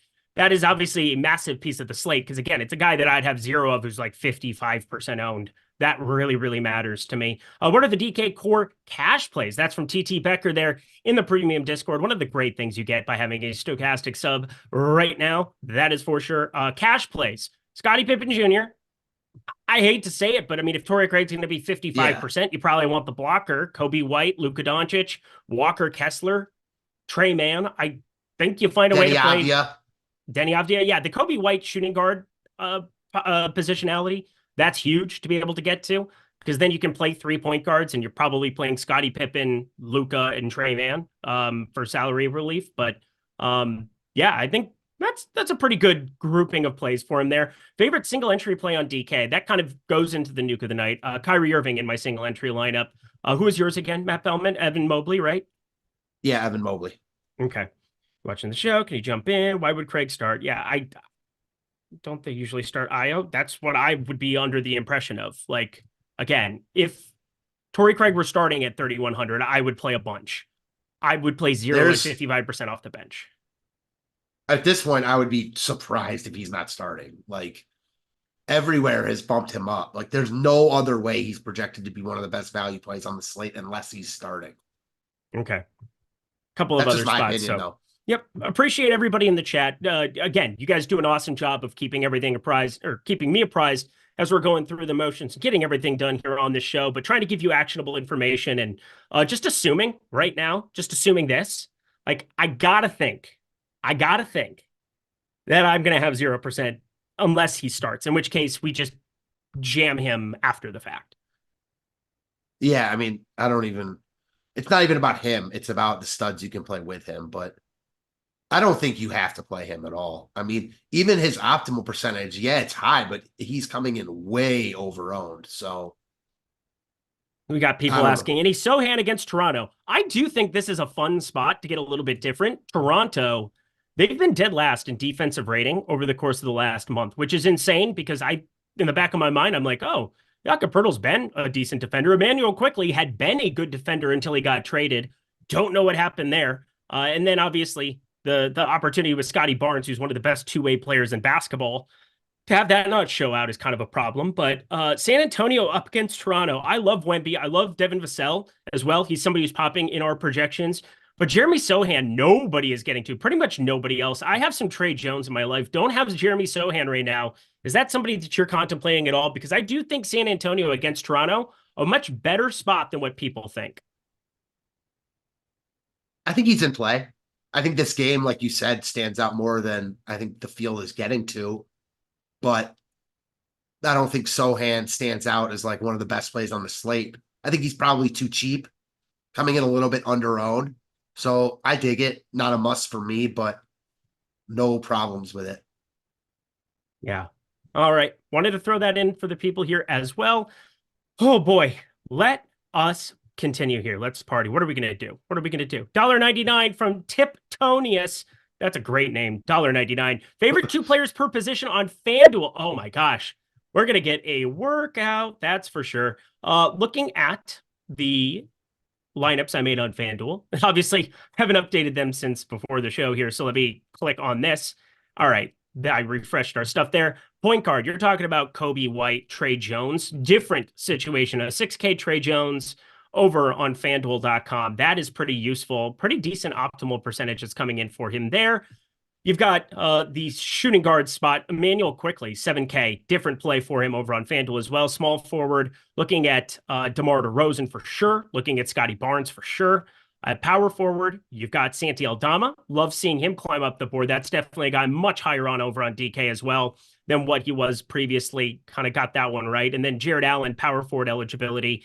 I know Evan Mobley, a nice tournament play for you over there. And then the center position, Andre Drummond, 6,400. Same echo, same sentiment. And Jakob Poeltl, 6,600. I think a little bit more security here, but obviously Andre Drummond, they are shorthanded for Chicago. Feel like maybe I need to give this Andre Drummond thing. I'll just let it ride. I'm going to let it ride in the Sims tool, baby. It's going to be fun. Talk to me about Wembanyama. Yep. He's a 1.75 DraftKings points per minute producer since the first of this year. And the minutes have been down recently because of some major blowouts. 4 games in a row where things have just gotten really, really wonky. And they haven't necessarily needed him out there for extra minutes. 29, 23, 28, 27. That's a far cry from 31, 32. If you get 31, 32 from him here in a competitive spot, which, again, Toronto has been much worse. They're only 6-point favorites at home against the Spurs. That should tell you how bad Toronto is compared to, like, in the back of your mind thinking, oh, they're way better than San Antonio. Not really. So if you get 30 minutes from Wemby here, we have him in for 29. I mean, this is just a guy that's performing way better than his 1.6 fantasy point per minute placement has him at. And I think it's pretty clear and obvious to see that Wembanyama is a guy who's just getting better in front of your eyes. Yeah, I'm with that. Coming in with nice leverage. The minutes upside is always a risk on a slate like this with so many good options. That's why I'm teetering on Evan Mobley. They look similar to me, like given their price points. You know, obviously Mobley should be a lot cheaper, but he is a lot cheaper. So I think both those guys look actually really similar to me. Do you see that? Yep, I definitely see it a little bit, but I mean, the thing is the fantasy point per minute rate is astronomically higher on Wemby. No, fair. I mean, and again, that is baked into why he's so much more expensive. Yep, exactly. Yeah, I mean, obviously, if Evan Mobley was the same price, you get 0% of him. I think at 6,800, he's a guy definitely worthy of some shots and somebody that, you know, if you get 30 minutes of him, he's still a 1.2 guy at his base, but 1.2 compared to 1.75 is markedly different. Yeah, no doubt about it. Yep. And getting Philly, I mean, this is definitely not your Joel Embiid-led Philadelphia team that was one of the best two-way teams in the NBA. They're going to be flat out bad here for a while. I can't imagine. I mean, Tyrese Maxey is getting keyed in on, and it's not going well. You see some noticeable shooting splits with him, with Embiid out of the lineup. He shot the ball much worse, even though the usage is up. I'm just kind of trusting that the usage will stay up here and that eventually some shots will fall. He'll regress towards the mean there. But yeah, without Embiid on the floor, he has not shot the ball well. No, not even a little bit. Philly stinks without Embiid. All right. We got Olrat 14, $2. What about Kleba today? Is he a low-cost option? Kleba's been an intriguing guy, but with Dallas, man, it's so hard to know exactly how these front court rotations are going to work out. He's such a great defender. Like in real life, Kleba can be a guy who can switch on multiple positions.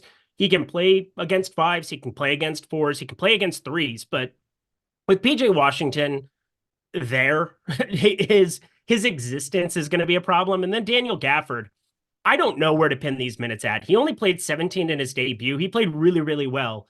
Again, I would think against Washington, there's an opportunity for him to absolutely smash here, but I can't play him at 5,600. But Kleba, 4,500. Is there any interest there for you? Because I have zero. No. Yeah, just, I know he's played really, really well of late, but yeah, fantasy point per minute rate just not going to be there compared to the other guys.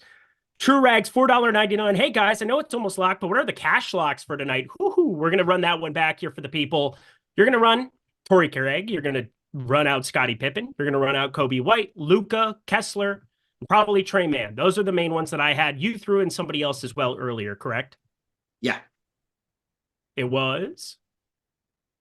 Wait, what?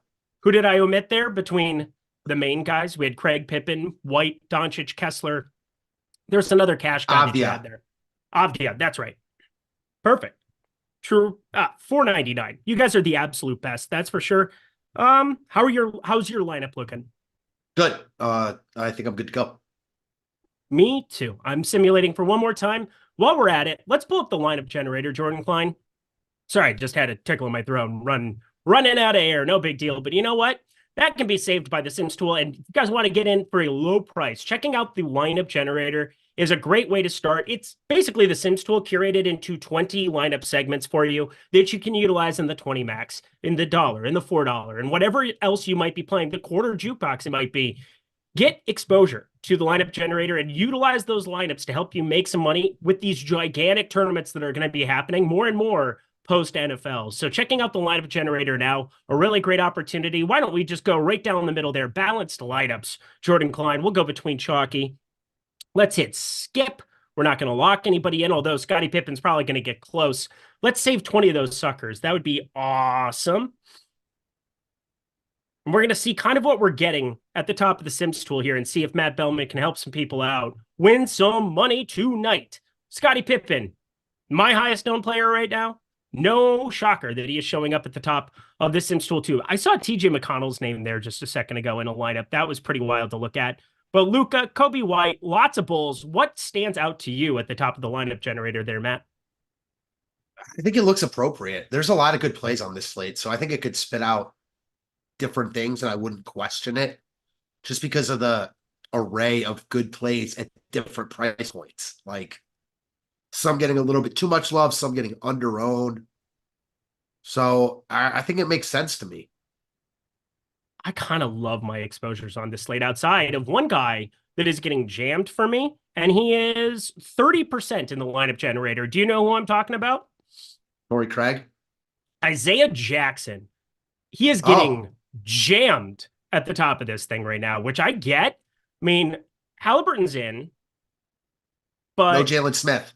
No Jalen Smith here. I mean, is this a guy that at 3,500 we need to have a lot more interest in? He played 17 minutes against the Knicks on Saturday. That would be useful against Charlotte and their, I mean, do they even have a backup front court? It's like JT Thor and Scrubby Dub Dubs.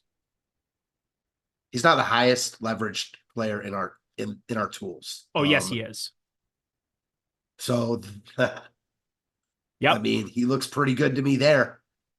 My, how the turntables. Yeah. You know what that's from? The Office, right? Do you watch The Office? Yeah, but I'm not a huge Office guy. I mean, I think it's funny in short doses, I guess is the best way to put it. Kind of like me. Yeah, not too dissimilar.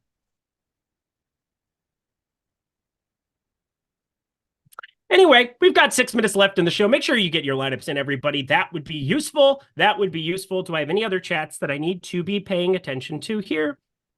Iron Maiden, too, in the NBA DFS chat. Thoughts on Zion Williamson? I generally get a lot of him. I'm not getting a lot of him tonight. And, you know, we talked about how bad power forward is. I'm shocked that I'm not getting there, but currently not showing up for me at all. How about you?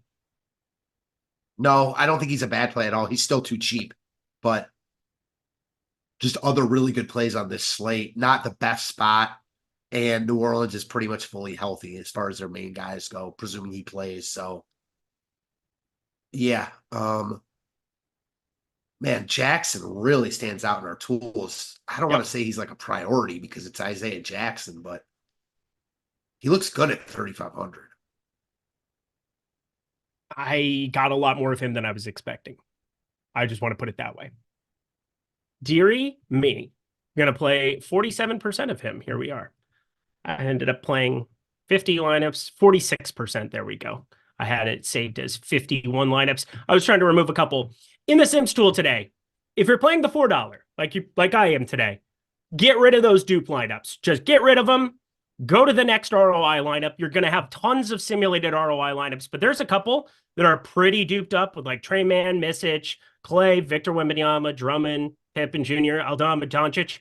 Don't have those. You are giving up your equity there. And again, one of the best things about the Sims tool is on these massive, ridiculously large slates, you're going to have some overlap in some of these spots. I'm going to avoid those. I'm going to remove some of those dupes for sure. So take a look at that, friends, when you're building out and finishing up everything in your Sims tool.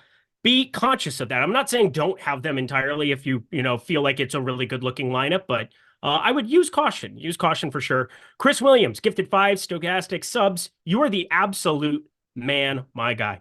Whoever Eric High on, don't play them. It's whomever. Get it right, okay? And fuck off. Anyway, cool. Didn't you just say that he was the man? No, he did not. No, you just said he's the man, and then he proceeded to insult you. Yeah. Oh, no. That was a different guy who said that. Marv Perry. Okay. Marv Perry said it. Chris Williams would never. Chris Williams would never. Avdir Drummond for a single entry GPP. That's from Ethan7 in the Discord. Drummond for me. Drummond now for me as well. Best pay up option to smash. It's probably Luka, but I'm getting to a lot more Kyrie at the moment. I'm going to say a guy we haven't talked about at all either. Giannis. Oh, yeah, Giannis. I hate when people in betting and in DFS have like quote unquote banned lists, but I got to tell you, playing Giannis last week didn't go well. It was not an enjoyable experience. No, it was awful. Yeah, I know that first game they were just blowouts in 2 different directions. I don't expect that here.